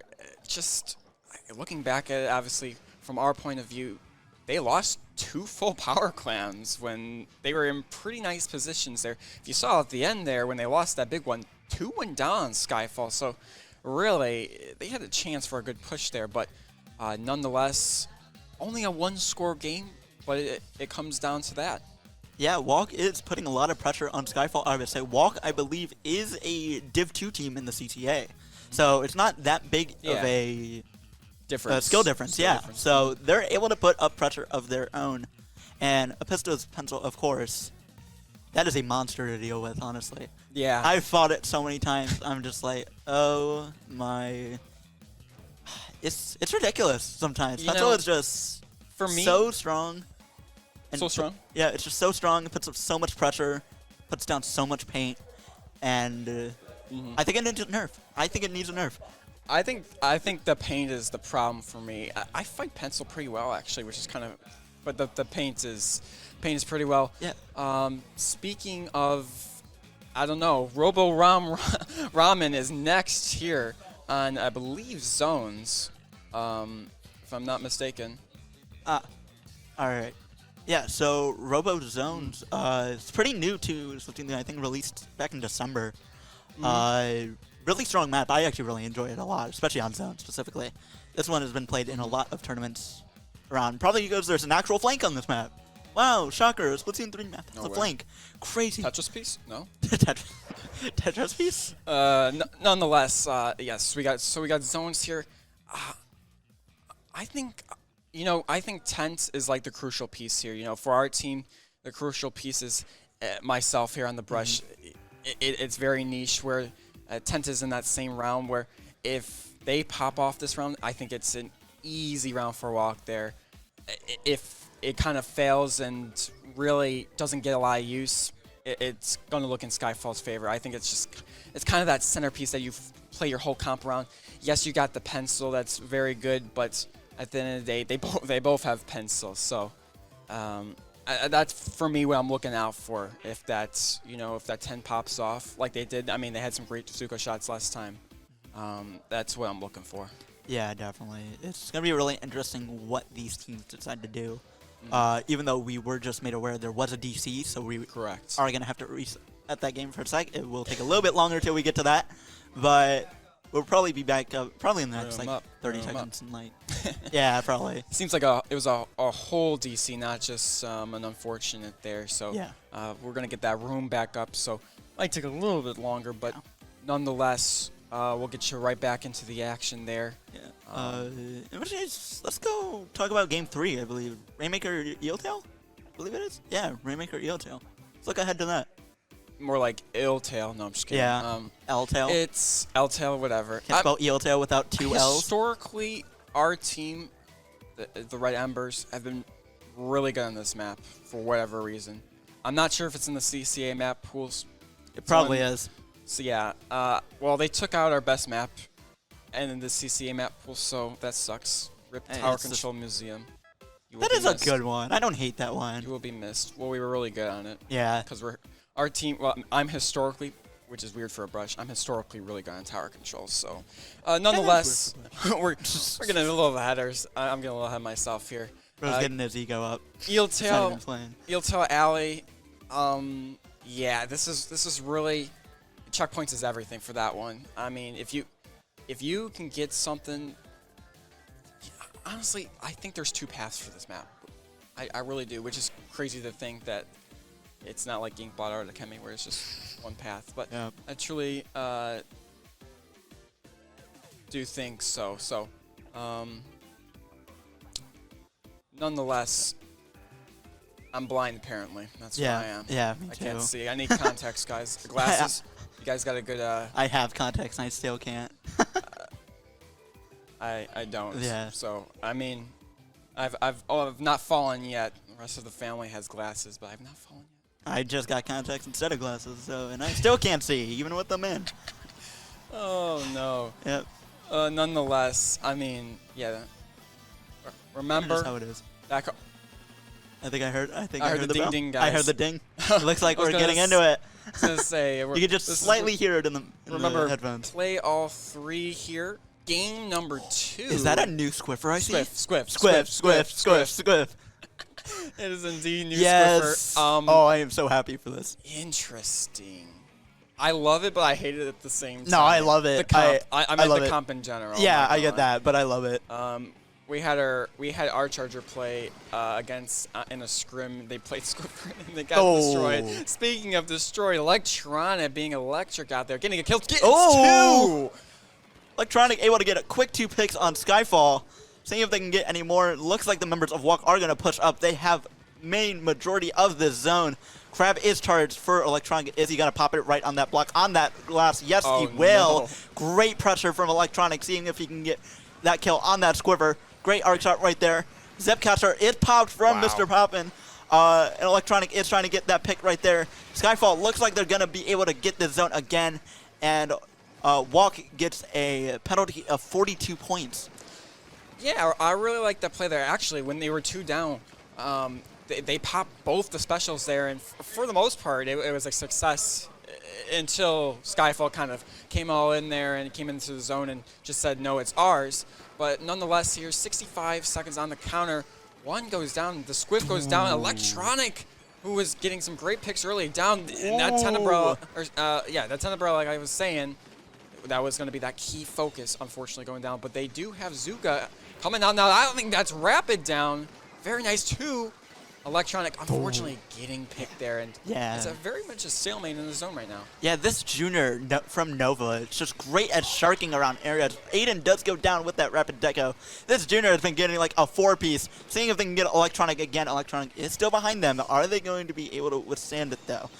Walk did actually take zone for a little bit, and I know the colors in the top left were wrong. We have Walk in the orange and Skyfall in the blue, and that is a pick on Electronic right there. The cooler is out for Skyfall, seeing if Walk is going to be able to cap this zone, and they're not going to be able to yet. Skyfall still is in possession. Yeah, nonetheless, I think there was a mispick on the Jet there, but unfortunately their cooler weapon goes down, as well as that Squiffer, but nonetheless, Bubble comes out from Nova, and they are a painting weapon. Nonetheless, Zone is taken over. Skyfall takes the lead. But nonetheless, that tent really does a good job and gets the team in there. And that try is down again. Yeah, and also what I am noticing is both teams are running a rapid deco with that torpedo inkjet combo. So 2 inkjets on both teams. We do see Buggle is putting down an ink mine, just trying to put pressure anywhere they can. But the great snipe from Dav. With that inkjet, and another snipe from Aiden with their inkjet. No way. What a good play there. Lead taken by Walk. They know what's up here and playing good pressure. Look at this. I really like this play from the tent and the rapid there, just hiding behind the shield, getting that chip damage off. It's all what Walk is about here, getting that chip damage. Yeah. But 15 seconds left on the clock. Let's see what Skyfall can do. Yeah, so many bombs on the side of Skyfall. Is able to just push back Walk, and it looks like they might be able to get zoned, but that is a trade right there. 2 are down on the side of Walk. And Skyfall does take possession of the zone again, but Walk was able to get all the way down to 8 points remaining. Electric needs to stay alive here nonetheless. A really good pick. I saw a really good trade on the pencil there. So many bombs from all of these players. We have the Splat from the Junior, the Torps from the Rapid, the Fizzies from the Tri, and of course the Auto Bomb from the new Squiffer. The Zipcaster, I mean not the Zipcaster, the Zuka, and the crowd combo is able to get 2, is able to get 3, and the Junior is left alone. And it looks like Walk is able to take back possession again. It looks like the Junior is under that bridge right there. I believe Electronic was able to notice that. They threw a Splat Bomb just in case. Indeed here, penalty to 30. Zone is half, but their cooler is down once more. And Zuka, I should say Jet Bell, nonetheless here. Squiffer trying to get something done here, but nobody's touching the zone. Finally, Walk gets that control. 20 seconds left on the penalty, but this Jet combination is getting them. But Aiden realizes there's a jump. Maybe get something here. No.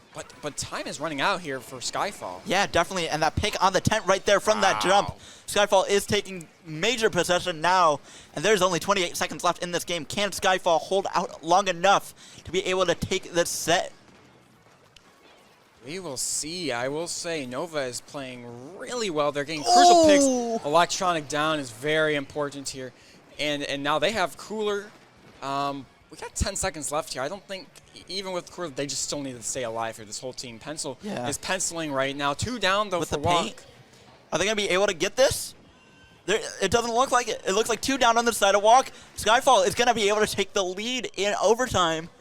And even though this is a play all 3, Skyfall takes this set with 2 wins. That is true indeed. But again, play all 3. We'll play our last one as well. Very nice work on the side of Skyfall, getting that overtime win, technically, with about 2 seconds of overtime here. And shows that Squiffer is viable, guys. It's viable. It's viable. My teammates want to play Squiffer. So, to all my teammates, it's viable. Glad you're not playing Squiff. Thank you. I'm just kidding. Squiff is funny. It's funny, but Skyfall good. But it's funny. I want more Squiffer gameplay. Squiffer's funny. Fair enough. It just doesn't work for our comp. But it's funny. Anyway, speaking of funny, Eeltail Alley, Rainmaker is next. Not funny. Not funny. Not funny. Not funny. Didn't laugh. Didn't laugh. Didn't laugh. Not funny. Nonetheless, but it is true we are playing Eeltail Alley, Rainmaker, and again, as I was going to say before we started our last match, I really think it's whoever gets that first checkpoint. If you can get it swiftly, that's going to be like a very big advantage for you, I think, because it's just, I feel like you have that high point there on your right side if you're defending, where you can just chuck bombs. I mean, it's not as bad as mincemeat where you're just kind of like you can't go across that ramp at all, but nonetheless, once you get that checkpoint, I just feel like personally for me, you can kind of rush it. I'm the rushing type where like a calculated rush. You know? That takes two of us. Yeah, me too. But yeah, I feel like if a team is able to get that first checkpoint, I feel like it's just going to be Bomb Simulator after that. and Nova's been playing pretty well with those bombs nonetheless, so I guess that's something to listen to, or watch out for, I should say, and listen to. Bombs make noise, guys. Yeah, and it looks like a similar comp from both teams, but Mr. Profit does go back to those order dualies, and Episto decides to go with that end zap. Indeed, and personally, you know, I like either try or zap for my cooler. I hate pencil, smiley face. Nonetheless, though, don't we all? Going for that mid here. Oh, it looks that like was 4 shots. I counted 3. I counted 3. Oh, you counted 3. I'm mad for him. I'd be malding, but nonetheless. I would too. Nonetheless, here we got Crab online. We also have Inkjet online. It's Electronic going to be able to run away from Nova Jr. It looks like Nova is going to run back. Does throw that on the bomb, isn't able to get anyone. Oh, that was really risky here. If I have Crab, I'm backing all the way up here. Gets the kill, though, nonetheless, and 2 down. But we have a semi-flank here from Nova. Unfortunately, going down, those bombs were no good. And Electronic and friends clear it out for Walk and start a push of their own. Yeah, and what I am noticing again right now, because I can't notice anything very quickly, Vekel is going with the vanilla tent now. No Zuka, he's got the Vac now. Is he going to be able to get a pick there? No, 2 go down on the sidewalk, but Walk is able to get that first checkpoint at 41 points. And that is a wipeout for Skyfall. Well, I mean, Bomb Simulator? Anybody? Bomb Simulator? What? They got a Suction, a Torp, a Fizzy, and a Junior. They got Toxic Mist on the side of Walk. Do they have Toxic Mist? Walk? No, they don't. They have beacons. They have beacon on 10. Anyway. Purdue loves their beacons. Anyway, it's a contested here. 56 on the clock for Skyfall here.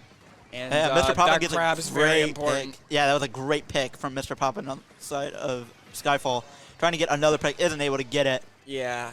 See here, very nice pop by Skyfall, but if you saw there's so much pain on the side of Walk, if they had somebody who could like lurk a little bit, shark a little bit, it would have been Jover as far as I'm concerned. But nonetheless, Skyfall's going to get this push. Are they going to be able to get dunk it? No, they're not. Good. 1 point remaining, and it is on the podium. Yeah, now it's a Splatoon 3 moment where the Skyfall team has the high, well, they did have the high ground here, and they can just kind of fight everybody here, because why not? But on the podium, Welk has that explosion. Episto might just have to throw that away just to be able to get it out of there, but Episto is going on the offensive. Go for it. Episto just saying, nah, I'd win, takes down 3. I would have gone for that, I'm not even going to lie. Come on, I want to dunk that. Nonetheless, 1 point for Skyfall. They're going to need a wipeout on the side of Walk, which is very possible. They have the checkpoint here. Very important. 2 minutes left to go as well. Nonetheless, it's going to be a tall order for on the side of Walk, but they have the means to do so. Yeah, and Vekel does pop that Vac on the side of Walk, and it looks like they are going to get a pick on that Cooler, so Cooler is offline. Electronic still does have that Crab charge. They are able to get a pick with that Suction, trying to push up as little bit as they can. And Electronic's probably going to set up Crab on this flat. Yes, they are. And they're just going to put a whole bunch of pressure right there. Oh, but Nova, right off of the somewhat flank on the side, is able to get Electronic before he can even do anything. But that's 2 down here, Drew. They need a push here. If I'm on the side of Walk, I am pushing their spawn and trying to find a pick here because 2 down, and they have that. We need to get a wipeout. So if I'm Walk here now in this position, I am taking my time because I got a minute left to go, and I need to get my specials online. I need my team to get alive. Well, we got a flank here. I don't know if you saw on cam there. They're someone behind. AJ gets spotted out, though. Yep. Yeah, and Aiden is able to take him out. Walk heard me, that's for sure. Yeah, they heard you. I said flank, flank, flank, and they're like, yep. Nonetheless, I need Walk to move up here as they get a nice pick, but Jet is online for Skyfall and Walk here as well. They have a chance here. They have that 10 to move it up. Look at this. Dunk. Get it? Oh! They're 1 point away. Walk had the means to. Now you got to be sneaky here. Oh. You need a really crisp pick here. 30 seconds left to go. They cannot throw it off the map. Oh. I probably just peaked my mic probably 20 seconds ago.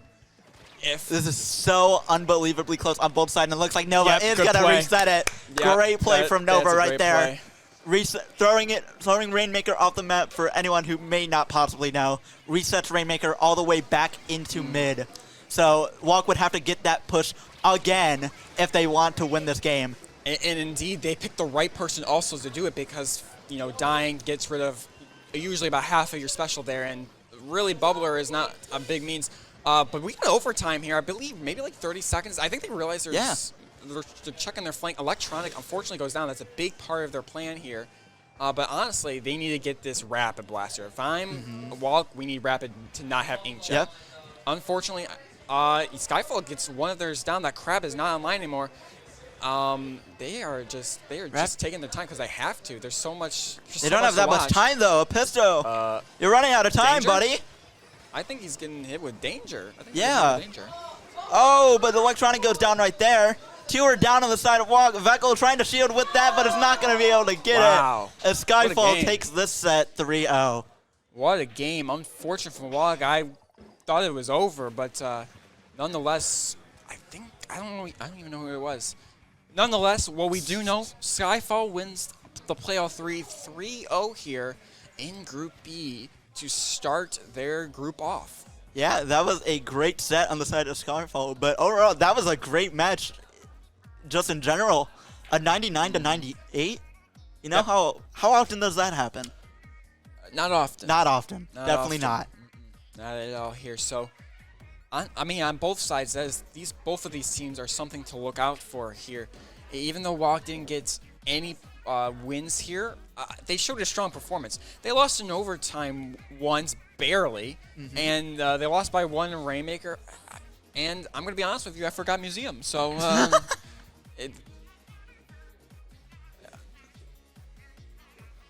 I don't know what you mean. We're getting sent messages, and I can't decipher them that quickly. Yeah. Get him out of here. No, it would not help if you chucked your phone at me. I'll sue. Nah, I'd sue. Whenever like someone's like crossing the street, they're like, you just go, because if they hit you, you just sue. Yeah, that's my mentality. Much. Yeah. You win They're some, like, you lose some. They're like, why are you going? I was like, psh, they hit me. They're gonna get sued, man. I mean, that's not a good mentality, by the way. Definitely not. But yeah, you should not. That I do not recommend. We do not recommend. We are not liable for anything that you do. We're not liable, but if you do get hit, sue them, please. True. I must say, coming up here today, I have done a 2.5-hour trek, plus, well, I like to say it's 3.5 hours because time zone change. Time zone changes. I'm not used to being on the east. Yeah, Illinois State is far. Like, it's really far from here. I mean, 2.5 hours. I mean, still technically that's 2.5 hours. Still 2.5 hours. The boony, like, but once you get to the town, it's like it just sneaks up on you more than Illinois State, and we're in the middle of nowhere. Oh, Lafayette, yeah, it completely just. It's crazy. Sneaks up. It's just like a dome. It's like a dome. It's just like, oh, okay, here it is now. I was like, oh, that's the first traffic light I've seen in like an hour. Yeah. But nonetheless, I saw your bike lanes. I was like, we don't got that. We're American town. we drive our trucks. You're in Illinois. What do you mean? This is country town. This is country town too. I agree. Read. We're reading. We're reading. I still don't get what you mean by this, but we are reading. Do you get what he means by this? Because I don't. Oh. Oh. I don't know which one it is. Which one is it? This one? Is it this one? I have not watched Evangelion. I don't know. I'm not cultured. Sorry. I'm not either. I'm Get sorry. him out of here. Get him out of here. Get him out of here. Wow. Then who are you going to have commentate? Are they all playing right now? Okay. So that means some of them are playing. So that means, yeah, some of them are playing. Buddy. Yeah. Okay. Okay, buddy. I like how we have a big Pipple up right here. And then Jolteon's barely in the view. That is the Club Jolteon. We love Jolteon. Shout out to Jolteon. And shout out to the Wang family. Thank you for helping us say. Absolutely. I have small memories, but on my time as some of you might know, I don't know, for viewers out there, when I was actually on an actual team, not a collegiate, but Shiver Me Inklings, it was a few months before Jolteon sadly passed away, but we said thank you to iTap. We did a final scrim and stuff, so that's a big moment for us. So that's a big thing. Thank you to the Wang family for helping us here.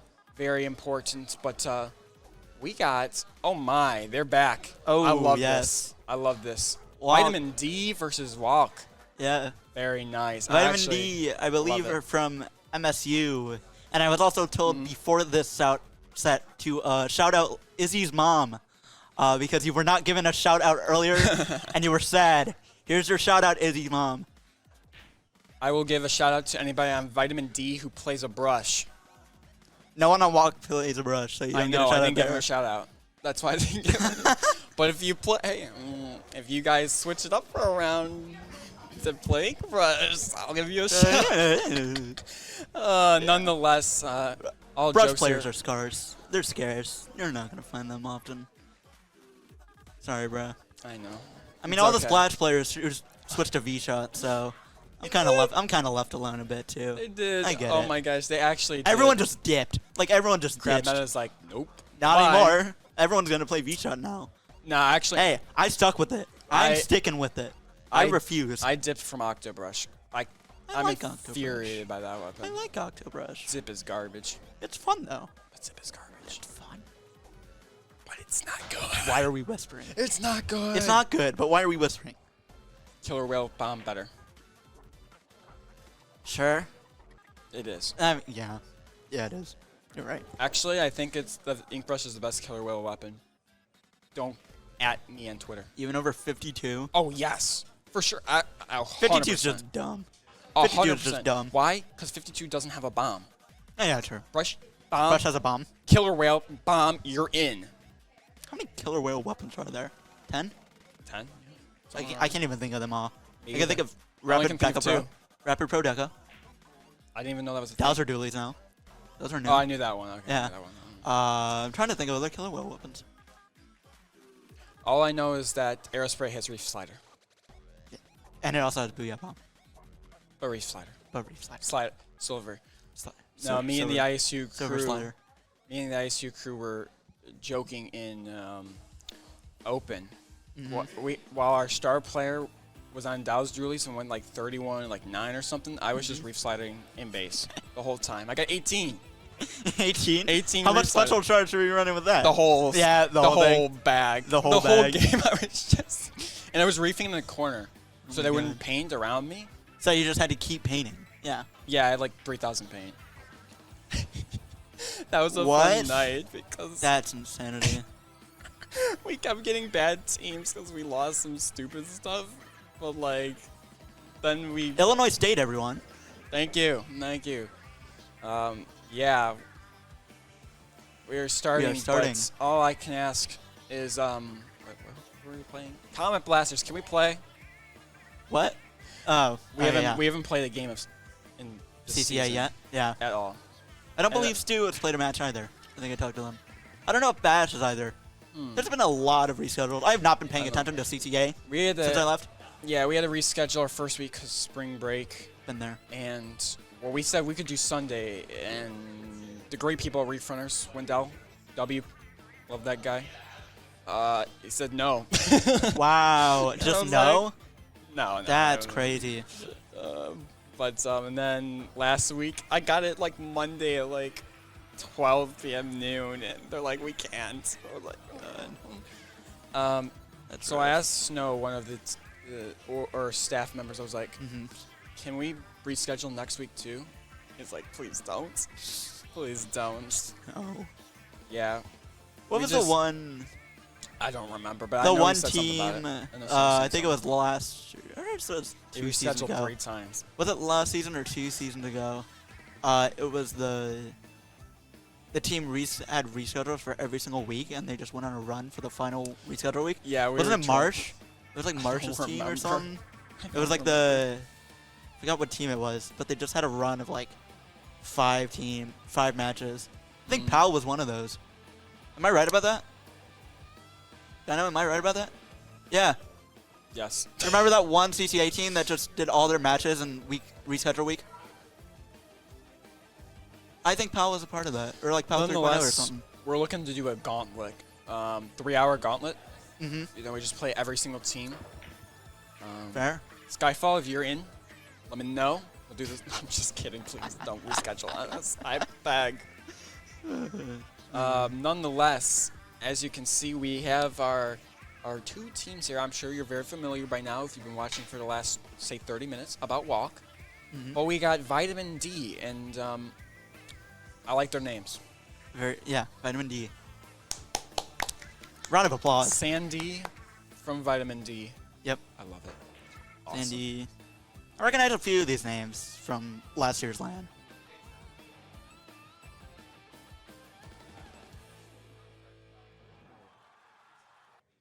Yeah, I knew I was right. Big brain right there. I wouldn't know. Strong memory. But what else is big brain? Other than Tower Control Hagglefish Market. Really like this map mode. Like, a lot. This is probably my best Range Blaster map. I'm going to be honest. I like a map if I'm good at it. True. I like this so map. True, so based. So real. Yes. You like the maps that you're good at. You don't like the ones you're bad at. It's just kind of how it is. Actually, I'm really good at Brine Water, but that's my least favorite map in the whole game. I'm really good at Brine Water too, and I hate Brine don't really like it that much. No. Oh, it looks like we're already getting into it. Oh my. Wow. Oh my. The matching splash tags, we love to see it. And we do see it. Pisto does go with that pencil. Aiden does go with that range blaster as well. They got the Hydra coming out from Love. Wait, that's a Hydra. Wait, that's a good comp. What? Yeah. What? I love that. Yeah, that's crazy. And the Tri-Slosher too. Wow. Veko does go with the Tensorella, so they do have that Zuka online as well. Both teams are running a cooler, of course. Electronic, of course, with their dapples. I mean, not dapples. Dualies. Right. And it looks like we just got our skirmishes in mid going on for right now. Yeah. Cooler is online. 3 specials online for Vitamin D. The Electronic gets a great pick on that Tri-Slosher right there. Cancels out the Inkjet. Tries to get a pick right there. Isn't able to get the pick on the Zap. They're going to have to pop Cooler sooner or else they're going to get down. Electronic does have that tower. So Vok gets the first push. And we look like we're getting bashed. Not bashed. Get him out of here. Walk, yeah.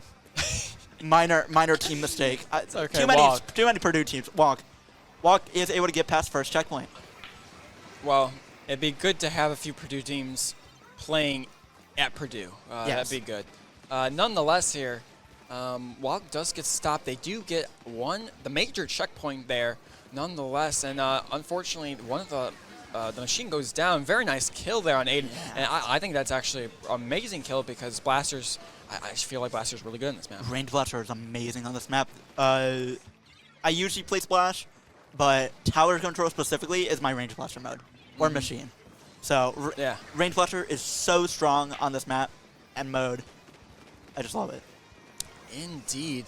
Walk just standing guard here, but unfortunately Tent does go down. That is, I think, again, still the key to the match, and I think even more now for Vitamin D is if we can get this Tent down, it gives us so much space. Booyah Bomb out. Unfortunately, though, Hydra is down for the count here. Yeah. 1-1.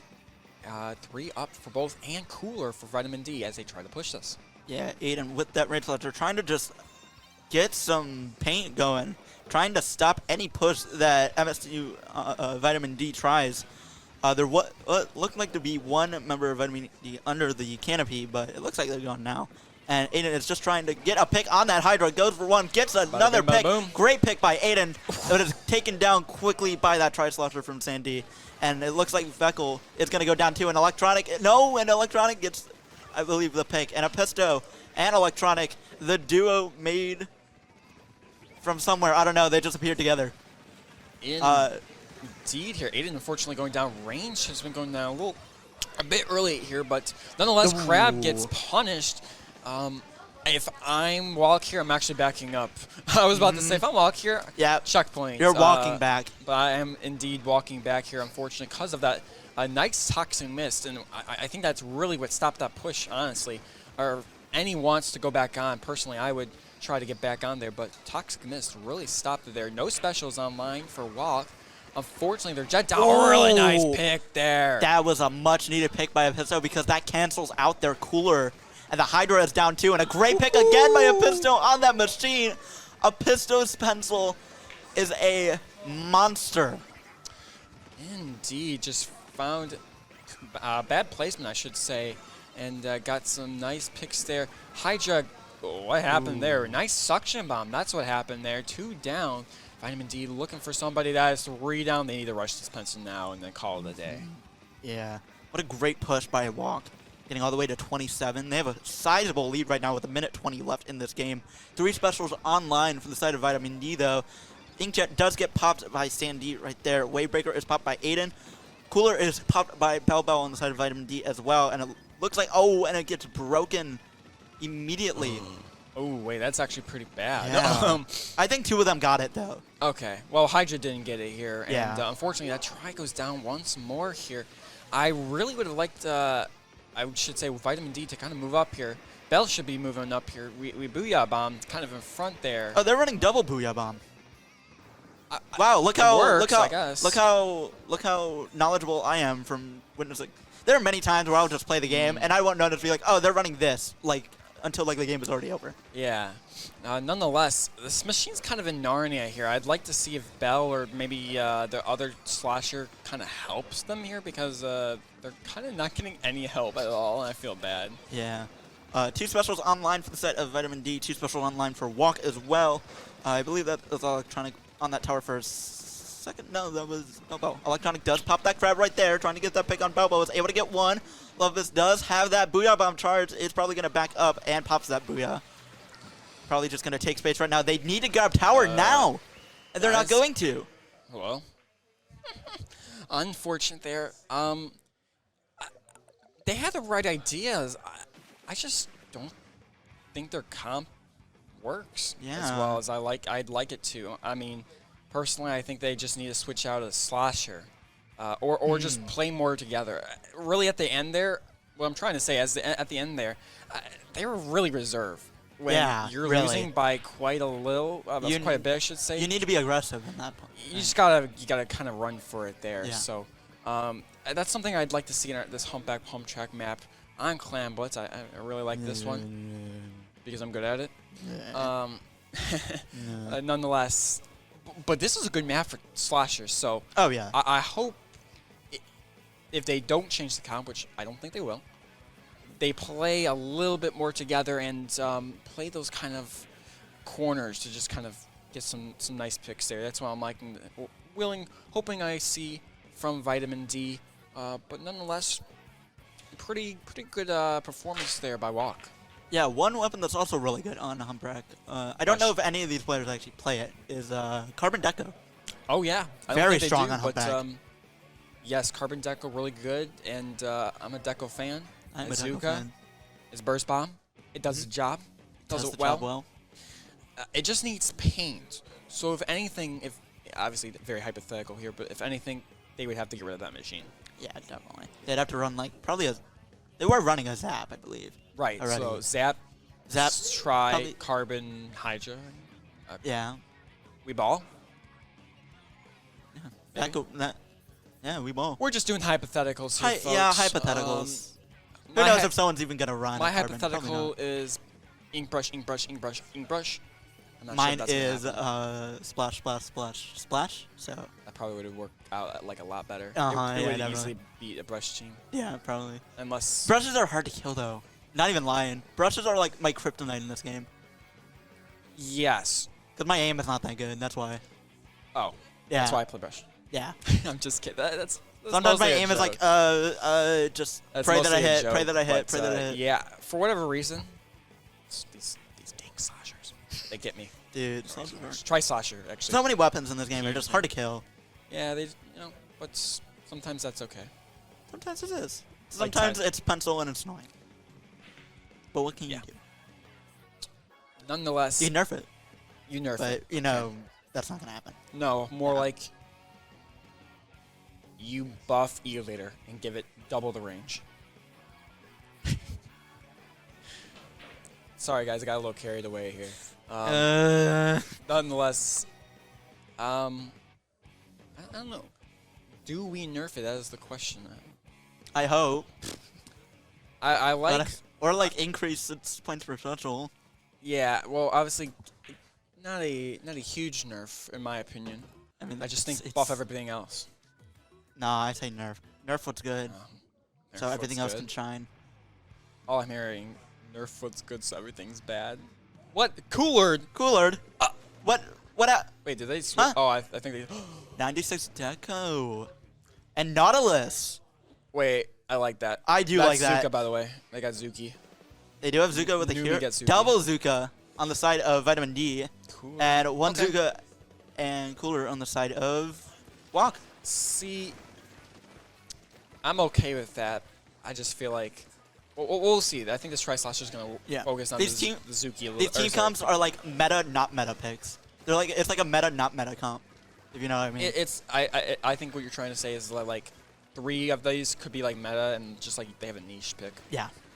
So it's meta. So it's a meta comp. Yeah, it's a meta comp. We run a meta comp. Yeah, I think everyone runs a meta comp. Oh! Veckel with an amazing Tri-Slasher double right there. And Walker's going to get the first score of the game. That came out of nowhere. I'm like, wait, is this going to happen? Bro, and it does. But look at this. Vitamin D is making them all jump. Wow, that's actually a really great play, Vitamin. Look at this teamwork, actually. And they're immediately going to score back. Oh, and Numi getting a great pick with that one. Taking out Electronic and Aiden. And look at Walk. They are... we had the Zap on the right side here and Veckel with the on that left side. They were discombobulated, but they don't get lead. That's kind of interesting to me. I'm not sure the clam economy there, but nonetheless, we had 2 great plays with minimal scoring. Very interesting. Yeah. They were both 2 really strong pushes, and both of them barely got any score. Apesto does have 7 clams. He does have a football. Is he going to go around for it? Maybe. Pop's Cooler there. Interesting. He is going to go around. Are they going to get the score? And they will. And that is another score for Walk. Interesting. Are they going to get any more? Aiden does pop Kraken. Is able to get Belbo right there. Trying to get Cooler right there, but they run out of Kraken. And they do not get the jump. And Apesto jumps into, and that is another pick. Great double from the Nautilus. Yeah, and these pushes are just getting shut down. I really liked it. But also, Vitamin D constant pushes. It's just constant scores. I mean, it's fun to watch here as the spectators here, but if you're the players, I think we slow it down a little bit. I think we have someone call for a slowdown because, yes, we scored, but we just got 2 there.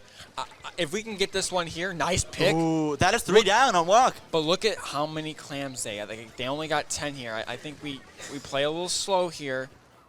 Try to get another pick. I really like these throws. Yeah, see?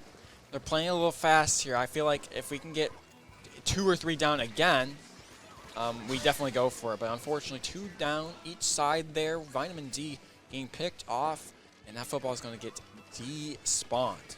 Yeah, both these teams playing incredible offense and then incredible defense right after the other.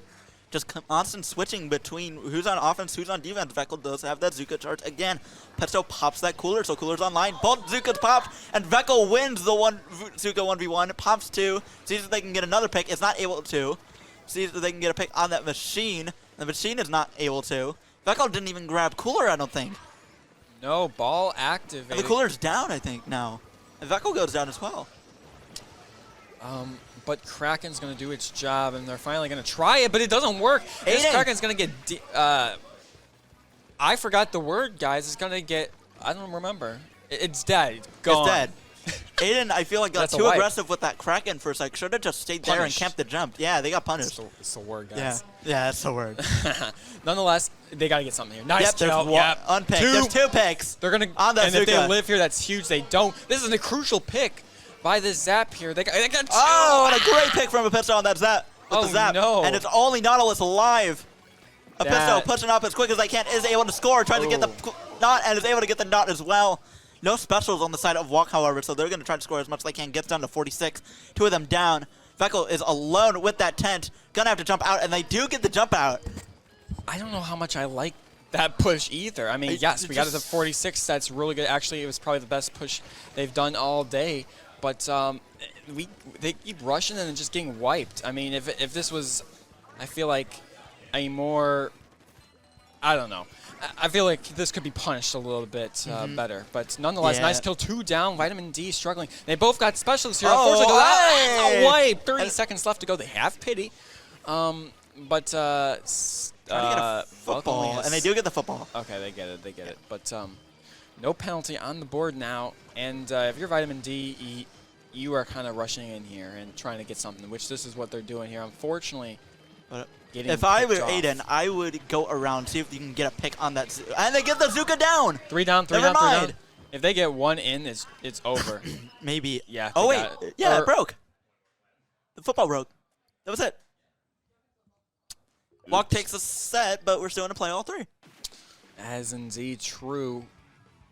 I feel like that match just summarized Splatoon 3 meta in a nutshell. It did something, that's for sure. I don't know.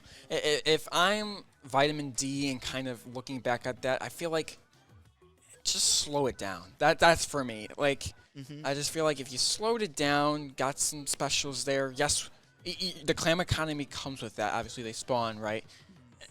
I think it's just going to be a more hyper, or I should say more scoring push. So while they both got some very exciting pushes there, Wout gets the best of it all there for our game 2. Electronic is in chat while he's in the match. Go play the game, buddy. Play your matches. Stop being in Twitch chat. That is true. Real talk there. It could be, Twitch chat. Even though you're winning 2-0, Twitch chat can be demoralizing. I'm telling you, please play your game. Yep. You can say hello beforehand and hello afterwards. That's what I do. Yep. Sometimes. Smart. Yeah. Don't be. Get off your phone. Get off your phone. I'm your teacher. Get off your phone. Not it's in like my class. Dad. It's like my dad. Off your phone. Your dad. Okay, I'm your Shout dad. Out to dad. Hi, Dad. I don't know if you're watching. You probably don't. Hand me it. Nonetheless, one of these teams will be handing the other an L here on Marlin Airport Splatzone's Game 3. Remember, play all 3 here. So this gives Vitamin D a chance to take a W. One thing I was thinking that I never actually brought up, even at the beginning of round 1, are we going to see any accidental Splatfest tees? I don't think we've seen any. I don't think it's illegal, but I don't think we've seen any. Nintendo thinks it's illegal. True. No. Are we going to see any? Well, is anyone going to forget to take it off? If I forgot to take it off, I put Ninja Squid every day of the week. I put Swim Speed. Yeah, so for most people, it's only 6 chunks. These guys play the game a lot. What team did you pick for Splatfest? I picked bass guitar. So guitar. But strictly the bass. Bass guitar. Strictly bass. I made sure of it. They're like, what did you, my team's like, what did you pick? I was like, bass guitar. He's like, Zolo, I'm not sure, anybody in the chat, was like, our aggressive player. He's like, of course you picked bass guitar. Hey, Corona, Numi's on Dreadringer. Cheese. Cheese. They're cheesy. I mean, wait, Numi was on Machine anyway, Neo, right? yeah. It works. It's cheese. Now they're Kraken cheesing. I mean, not Kraken, Reef Slider cheesing. Yeah, Reef Slider. Reef Slider's only good 4 zones, and that's it. But it looks like they might get going down there and putting a lot of pressure. But nope. Vitamin D does get the zone right here. And that is a special pop, and they do pop that. And it'll get a pick on Aiden's Inkjet right there. Perfect Reef Slider from Numi. Perfect Reef Slider? That's words I've never heard before. I know, crazy. And Veckel. And perfect Zuka. Oh, you got a perfect Reef Slider? Yeah, nice job, bro. Nice job, bro. Zuka to the face. Zuka to the face would just summarize Splatoon 3's meta. Oh, I'd be throwing bombs here. This tent would be goners. But nonetheless, Crab has popped really far into zone here. I'm not sure I wouldn't pop that there, but it got a lot of use. And unfortunately, it goes down here. This is why you play Brush. You just brush those 2 guys up corner, and they can't do nothing about it. But nonetheless, time is ticking down for a walk. Unfortunate pick on one of our tri-slasher, or the tri-slasher here. And I believe that's 3 down for Vitamin D. I was just going to ask if Walk was actually going to cap zone, and they ended up did. They do it. They did. Cool. Tap zone, guys. You do see Aiden trying to get pressure on, I think, the Dread Ringer over there. Not able to get anything. The Reef Slider is popped. One is down on the side of Vitamin D. 2 are down on the side of Walk. Aiden does get that Tacticooler. Trying to get a pick on that. Nautilus is not able to get it.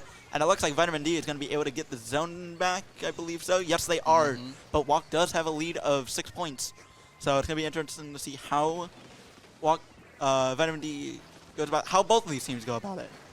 Indeed, and Jet's coming out. They got to get something here, and I think that's very important. Did that Nautilus just get direct shot by an Inkjet and not die? Well, definitely not. It looked like it. They got direct shotted by his pencil. That's for sure. Yeah, sure. Yeah, a pistol with that pencil on that grate, trying to get picks. Zuka is popped. That's 1, that's 2, and that's 3 with nothing. Unfortunate. Vitamin D in control. They got to back up here. Yeah. If I'm part of Vitamin D, take the L. Unfortunately, nice pick here on Bell. And that Nautilus does zoom on out there. But look at this crab. Crab. It's over. Great. Nah, you should have gone on grades. Electronic. You should have gone on grades. You had to go into ball for and reset. Nah, you just keep firing. Oh, GG's. What? Oh, what? That could have been the easiest pick of your life, Numi. Oh, never mind. No, they just dodged it, I guess. I thought they were going to get ran over. Yeah, and Electronic just ran into a spot bomb. That's what you get for being on your phone, but Ferdinand says. Yeah. Sorry, that's your karma. That's your karma of the set. You know, Electronic, if you can hear me, throw a suction bomb. Thank you, smiley face. I'm just kidding. Play the game, please. Nonetheless, if I see Electronic throw a suction bomb, I'm going to lose it. I didn't. They're zooming around. Electronic, get a pick if you can hear us. Hold on. I forgot there's a Rapid Blaster in the game. I apologize. Yeah, there's a Rapid Blaster, and Aiden does get a pick right there on that. I believe that Nautilus is able to get 2 as well on that shot. Merry Christmas in March, my friends. Rapid Decklet's just a cool weapon. It's not for me, but it's it's a good weapon. I played K-Rapid at the end of Splatoon 2's life. What was the special on that again? Jet. Oh, really? Wait, it was the same kit? No. It was Torp. Torp something. It was not Jet. Yeah, it was Jet. Chet. Roast Drew, please. It was Jet, right? Inkjet. No. No way. I think it was. No, it wasn't. Siri. No, don't you dare turn on my Siri. It turned on my Siri. Anyway, nonetheless, Vitamin D is doing damage, and I'm not talking about it. That's for sure here. Unfortunately, down, but that's a lead. That's I need to talk more about this Vitamin D team here. That is for sure getting it down to 20. Look at this, 45 seconds left to go. If I'm Vitamin D here, trying to get a pick on Sandy isn't really able to yet. Veckel in that corner right there. I back off. Electronic trying to pick. Yep, an Electronic and a Pistol just putting so much pressure on that zone. The dynamic duo that just appeared one day. Interesting. What? Really? Cooler, I would be backing off there. I'm a little... Veckel's stuck in that storm right there. Is gonna go down. Pistol putting so much pressure right there. This is needed. Aiden pops that Inkjet, seeing what they can do with it. Boing. Doesn't go down. Real? That's Inkjet in a nutshell. Inkjet's dead. I don't like Inkjet. I don't like Inkjet for that specific reason. Like stuff like that. Oh, a great pick on that. Okay, we got overtime. Oh, that's a wipe. Oh, is Juan gonna be able to hold this? Yeah, it's possible. They popped the crab. A pistol on Great with that. I think crab's early. Crab is probably a little bit early, but honestly, I probably would have done that too accidentally. Okay, so if you can get like a few picks, that might be game. No. Vitamin needs Reef. Reef online. Reef online. Reef online. Reef online. You need to kill the Reef. Reef is online. Game. Oh, yep. Get cheese, nerds. Reef cheese. That's what you get, Electronic. I'm just kidding. I'm bashing Electronic for no reason. I feel so bad. Hey, us at Purdue, we always bash Electronic for random stuff. I'm going to get somebody on Twitter is going to be mad. Can someone in chat tell me if K-Rap had it had Baller? Did it have Baller? Did it have Baller? Oh, it had Baller. I just think it has Jet because Octobrush had Jet. Baller and V-Splash had Jet. Yeah, V-Splash had Jet, and I didn't like it. Well, I played that. I hated Neo. It was bad. I loved Neo. We get along, guys. We get along so well. Anyway, nonetheless, welcome to Welcome to Reef Cheese. That's what I meant to say here, guys. It's not even been a long day, but that gets it done here. But nonetheless, it was still a very close match for each. I think for Vitamin D, you just gotta watch your clan books a little bit. I mean, this is just my style. Even as a brush, I like a slower push. Get one or two there. Make sure you have a ball and then some. They were pushing. They just had a ball, right? Yeah. For most of the pushes there, or at least some of them, they didn't have reserves or anything, or didn't have enough control, I think. So need one there, and I guess that's something to look at for clams. And then Rainmaker, what did we play first? I don't remember. Tower Control Haggle. Tower Haggle, yeah. Also, was that the first 2-1 on stream? That was the first non-3-0. I don't know. I've been traveling the whole day. Oh, when did you get here? Nonetheless, that is going to do it for me. I believe, Drew, you're going to stay on here? Yep, I believe I will still be on for next round, but Corona, thank you for joining me these 2 rounds. It's been a pleasure. Thank you for having me. And I believe I've been told I'll be back here soon at some point today with some more content here. So, but thank you for having me, Purdue, Drew, Dino, everybody here. Thank you very much, and I'll see you soon. Later.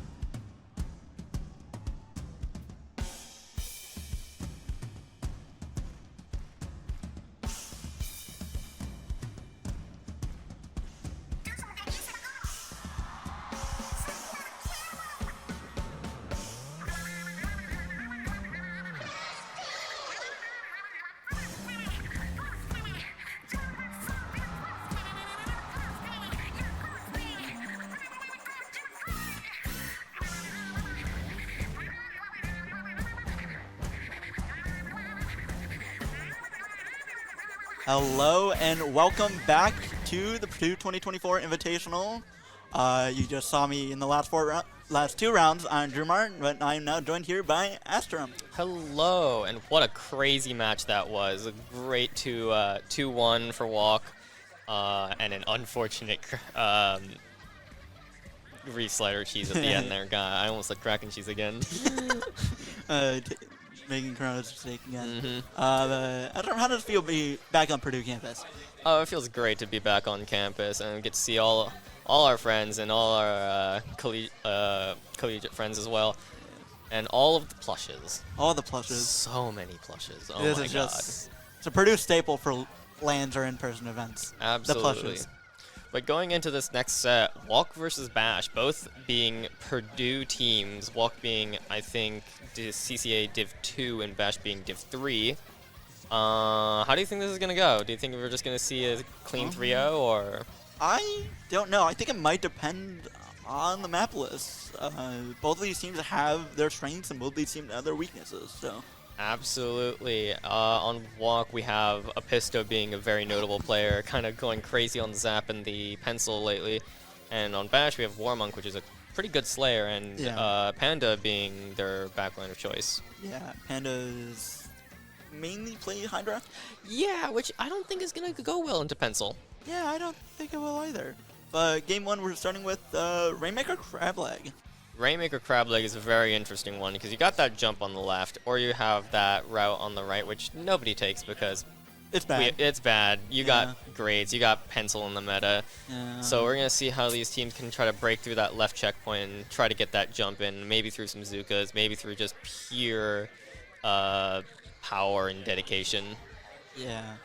And really excited to see what these teams bring to these matches, of course. I feel like Apisto will run probably 3 pencils. I do think Apisto will run 3 pencils on all of these maps. Maybe Zap change for Clan Blitz, but it's hard to say. Yeah. Mm-hmm. Sure about here. I would be interested to see if Panda makes the adjustment to change to Leader for Crableg. Even though it's Rainmaker and Leader's not traditionally great on Rainmaker, it's a great map with huge sightlines, and I don't think Hydra is going to do well into Pencil. Yeah, I really don't think Hydra is that strong into Pencil too. So I think Leader would be a strong pick. Maybe Steel Leader? No. Really? I mean, no. Yeah, you're the beacon. You're the beacons and Grand. No, you know more than I do. As we go into our first game of the set here, we got the Pencil. Okay, we got the Rapid Deco and as well. We got the Hydra. We had the Hydra, and the Slosher's interesting. Slosher's really interesting pick on this. Yeah, Slosher from Nemo is really interesting. You don't see Nemo go Slosher often. And Lettuce is the cooler jail with the NZAP for their team. Bash does get the first pop, as expected, with 4 lethal bombs here, going into neutral. Slosher kind of in a bad spot, and that's going to be a pick for Walk, but it's going to be a trade with the Brella. Very, very... Lots of kills going around. Yeah, and Lettuce does get that pick on Electronic right there. 2 are down on the side of Walk. 1 is down on the side of Bash. We have Walk in the yellow and Bash in the purple. Cooler is popped for Bash. Lettuce seeing if they can get any push anywhere. Throws that sucker and hits the top of the grate. Unfortunate. But it looks like we're just going to see neutral here until this Booyah might try to get something as an opener, trying to scatter them out. It does find a pick. Yeah, it is able to get Veckel right there, but Aiden does pop that inkjet in retaliation. But they're just running away with it. They're running away. Is running away with it, and Panda does get the pick on Aiden's inkjet. And Apisto is getting pushed back from Nemo's Slosher as well. Bash is able to get the first pick, the first checkpoint of this game, and Walk is gonna have to play some offense. Absolutely, and you know, we kind of expected Walk to set the tempo here, but right now Bash is setting the tempo, and we're just see the Zuka hit 60 on the Rainmaker, trying to find the pick, not going to be able to. Bash does go 2 down as they're going the right path, but they can't climb the wall. They can't climb it. They can't climb. They do find the pick on the Slosher finally, though, and they are going to go the right path. Very interesting pick. How do you feel about this? Not really that good. Of course, you have Warmock with that Zuka close. You have Lettuce with the Zap. You have Nemo with the Slosher. And eventually you have Panda with that Hydra just aiming down sights on that. Warmock does miss the jump right there. Unfortunate, but tries to get a pick there. Not able to get it. Bash is able to pretty much stop it, but now it's a 1-point game, as Walk was able to get the first checkpoint. Absolutely, and a 1-point game on this map is kind of weird. It's kind of hard to get past that checkpoint, especially on the left side with that jump. But oh my God, Dooley's gonna find a pick, gonna get that trade. Walk in a little bit of the advantage with the cooler respawns. Does have the crab tank on the ready. We're gonna see this tent try to make some space here, and the pencil being really aggressive up there. Same with the Hydra, actually. Both backliners just saying, I want to get in this fight. Hydra is gonna go down, putting Walk in the advantage, and we're gonna see a push from Walk here. Yeah. Oh! But we do see Electronics Crab on the other side. 3 are down on the side of Walk. I think it was only Panda. Yeah, it was only Panda alive there, and it looks like they're going the right path again, trying to find some picks with this jet, trying to make some space here. But I don't know about this right path. They were able to get 1, they aren't able to get 2, and they aren't going to be able to get lead as Aiden gets 2 from the Inkjet. They're trying to find the 4th on Warmonk, but Aiden's just going to make some space here, grabbing some points, extra points here, trying to get it all the way down to 34, which is a very respectable push on this map. On the other side of the push, it would be up to Pillow, I think. Yeah, probably. So we're going to see Bash just try their best with 1 minute 50 left to play, spamming all their specials, all of their space taking to try to take mid, but Cooler has been popped on the side of Walk already, so they've got the movement to avoid everything. Yeah, and Warnock does pop those Zukas. Doesn't look like they're going to get anything from that either.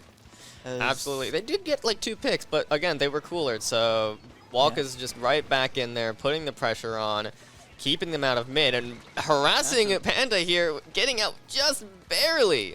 Yeah, Electronic on the other side. Oh, an Electronic.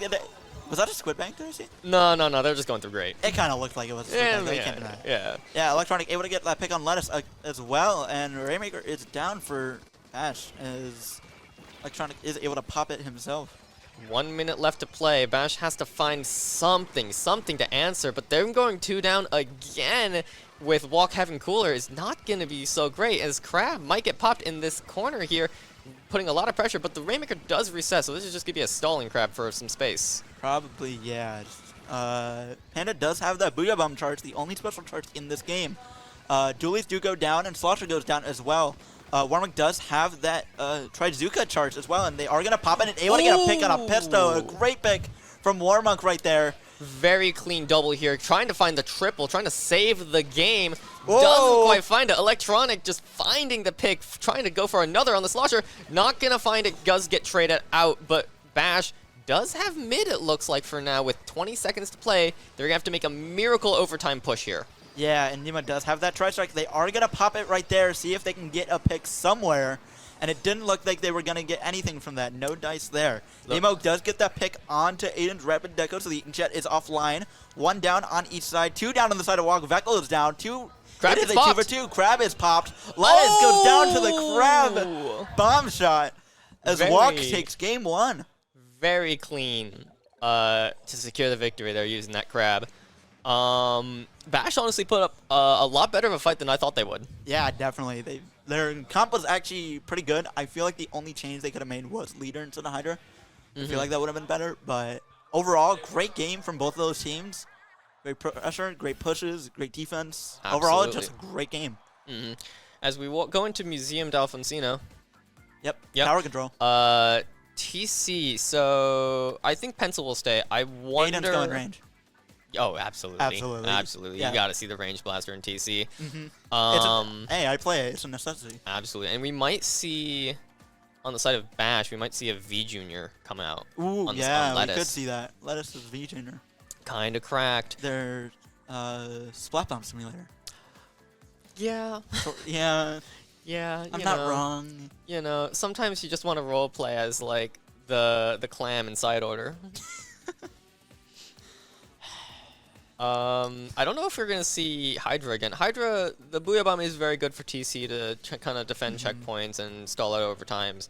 But Hydra on Museum is kind of, I personally think, doesn't have enough range. Yeah, I feel like leader is too good to pass up on like Museum. leader or Pencil. I think like I said earlier, there's a lot of range. Pretty much the entire map is just mid. So a lot of open sight lines. And some people would even say the map is mid. I would not say that. No, it's a great map. It's a great map. It's a great map. Yeah. The sidelines are a little ridiculous, though. So Pencil, Leader, very good. Some people play Firefin because it's TC. Really? Mm-hmm. Just to have those trip strikes. Firefin in so long. It's a rare sight, but it does happen. I think the last time I saw it was in the G-Course meal charity stream. Because there was like special rules. Right. But yeah, I hope we see some comp changes, a little bit of some shake up on both teams. Really excited to see Range Blaster. Oh my god. Oh yeah, 100%. We love Range Blaster. Such a fun weapon. My second 5-star, I actually got a 5-star. I do hope we see V10. V10's fun. Yes, I do hope we see V10. I love V10 on this. Like, I love beacons on this map. We are not I think that's V10. That is Sorella 10. Wait, no Range Blaster. That's Rapid. Yeah, that's Rapid. And is that the custom E that's leader? The custom leader. Does she have beacons? No sub power, but she has beacons at least. Yeah. And can't run a beacon weapon without sub power up. She's probably got like 2 subs. It's fine. Okay. Anyways, as we go into the opening neutral, we got a lot of paint going around, but no kills. Well, 1 kill. Beautiful snipe by Panda here, trying to find that opener. And I think that was pre-cooler, so that 10's going to be take a little bit while to come back here, as mid is just a bloodbath. No one pushing the tower though. Yeah, it takes a while. Yeah, another pick on Veckel right there. Kraken gets popped. Electronic Crab is dead. That's 3 down. It's trying only to find the last Jet. Just gonna calm down here. Just get the pick. Take the free pick. Take the tent. Are they gonna charge up for the inkjet camp though? Maybe. No, not quite. Not quite. Try to get that pick on Electronic right there. Isn't able to get it. Very interesting. Both on the tower. They do get the checkpoint here. Leader does go down. Booyah going out. 1 down. Beautiful flank. Great flank from Warmock. They don't see the dualies, but they live. They did live. Warmock did live that push. Wait, there's a blaster flank. What is going on? Everyone is everywhere. The Zuka gets popped trying to find the pick on the lead. No, the pencil. Doesn't able to find it here, but just pushing the tower. There is just so much going on right now. Also, take a look at like some of the weapon changes. Nemo switched to the vanilla machine, of course, it's tried and true.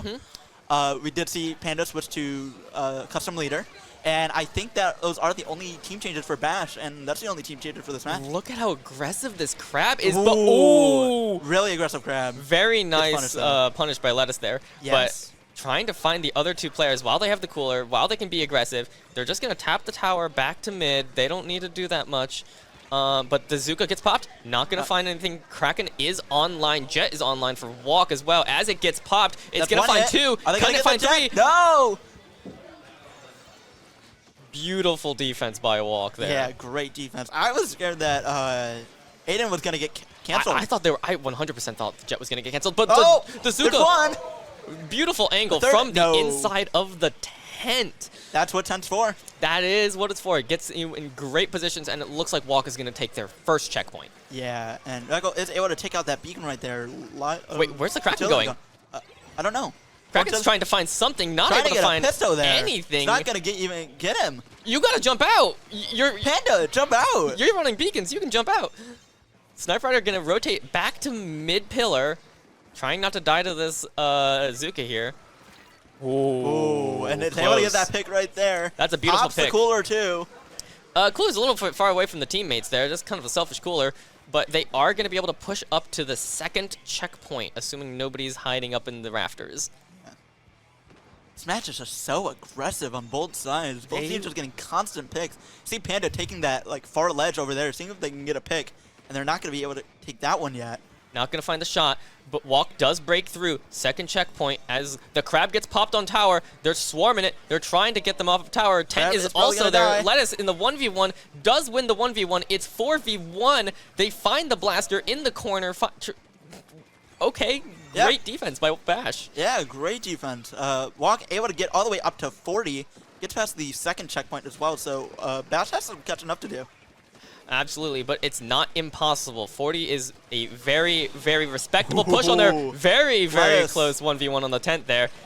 Oh, LAN? Maybe. Question mark. Where's the Kraken going? Where is it going? It got stuck on the wall. Veckel trying to defend the tower. Does find 2 picks with the assistance of Cooler.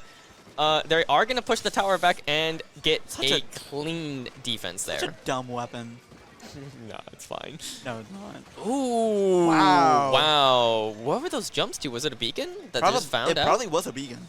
Yeah. Oh. Oh. That cancels the cooler. Yeah, no cooler. They're coolerless. Oh.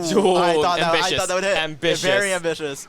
Didn't have the angle. That's going to be a 2 down on walk, though, as Bash. They got to find something in this next opener.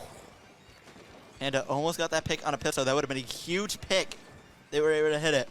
Absolutely. They do have that Kraken charge, so they can have do the Kraken a charge. bit of Kraken cheese. They can't Kraken cheese anymore, not after not after what Nintendo did. But they're forced to try as 10 seconds left.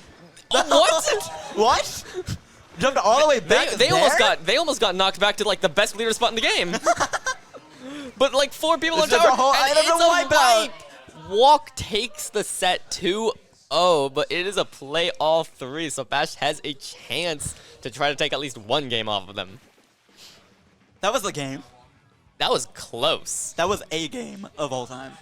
That was just a scrappy, messy match. Absolutely, it was bloody. Yeah, like there were like kills everywhere.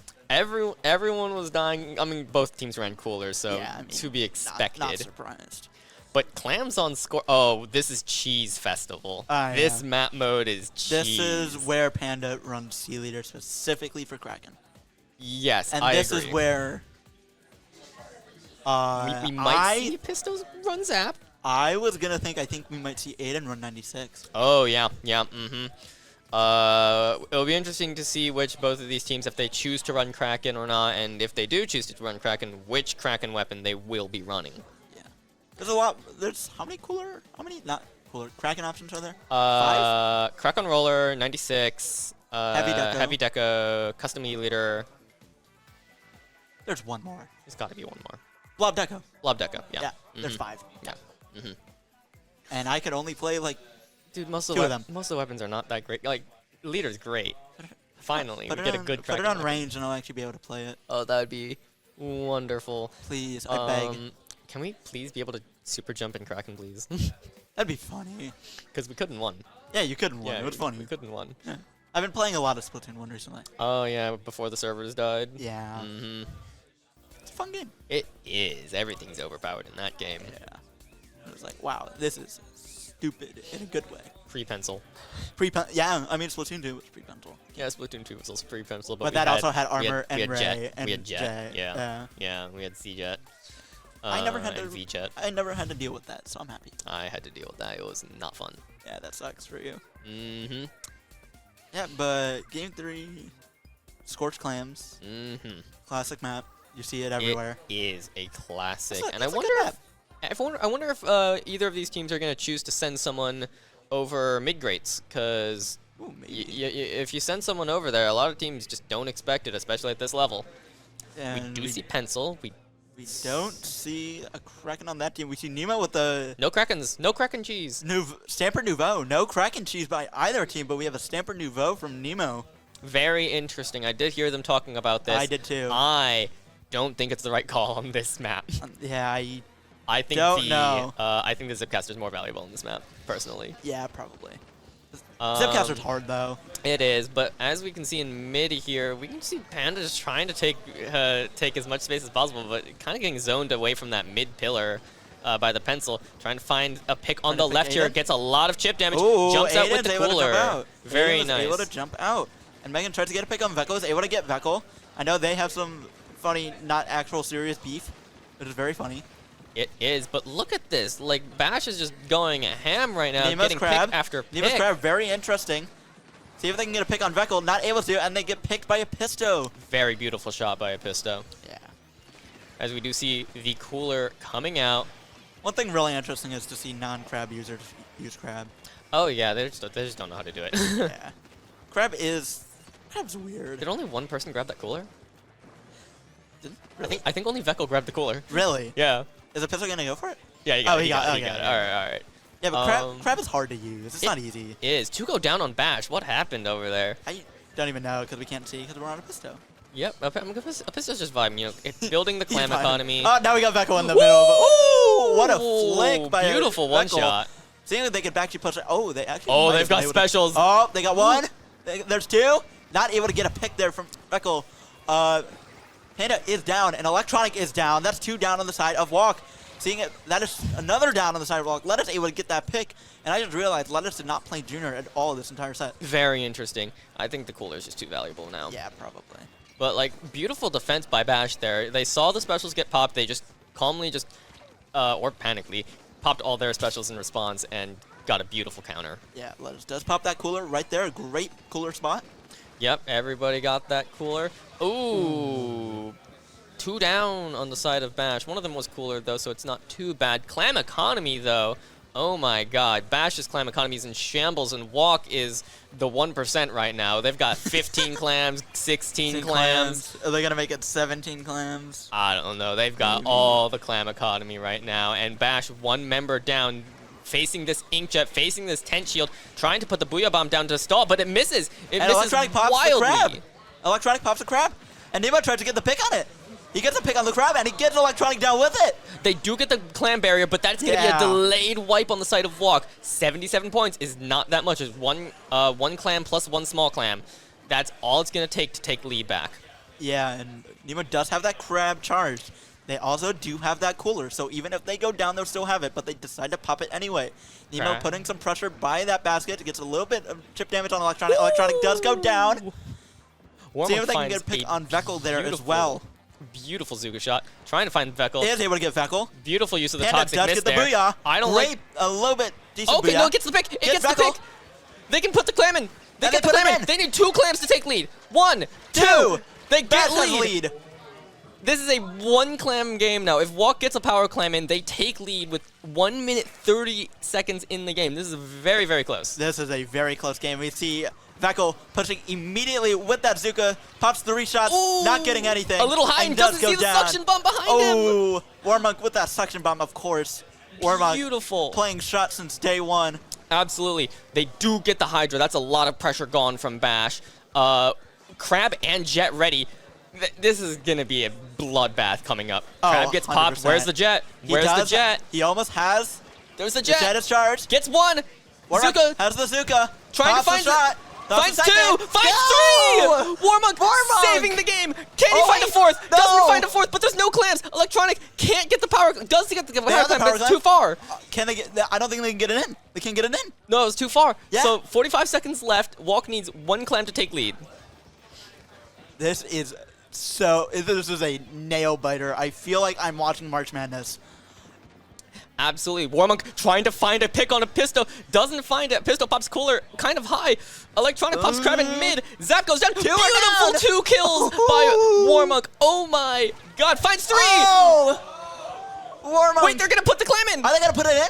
They're going to put it in. They get it in. They put the clam in. I disagree with that play. I don't think they should have put the clam in because it does give them a pity. It gives them a pity. It gives them a pity. And I don't...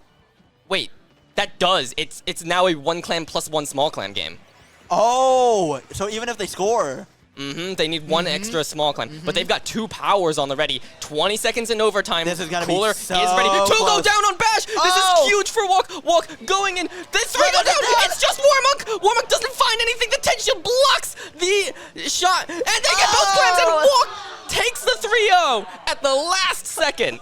That was, arguably, that might have been the best game we've seen today. That was incredible. That was incredible cooperation by Walk in those last 30 seconds. Absolutely. Beautiful picks and beautiful use of the 10 shield. 10 shield counter Zuka? Really? Veckle's 10 is terrifying. Isn't he still new to comp? A little bit. Yeah. The 10's a recent development though. Yeah. He just started truly one-tricking it. Yeah. But still, that was an incredible Last game of pools, right? Yeah, I think that was last game of pools. Yep. Walk does take the set 3-0 in this play-all. And Walk, after being on stream 3 times in a row, ends this pool, I believe, 2-1. 2-1. 2-1. Round of applause to Walk.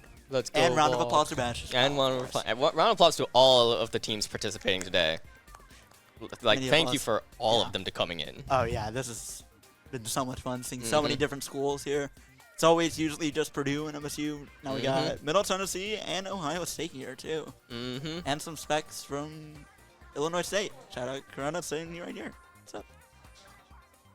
What was that? I don't know what you're saying. I'll talk later. Yeah, Michigan State. Yeah. Yeah. Michigan State. Yeah. Couldn't hear. Yeah, but we've got, let's see, we've got a bit of a break and then I think bracket starts. Yeah. When does bracket start? I think at about 4 p.m. Eastern. All right. So we are going to be on a break for a little bit, and we'll be back at 4 o'clock for brackets. Yep. Stay tuned. It's going to be exciting.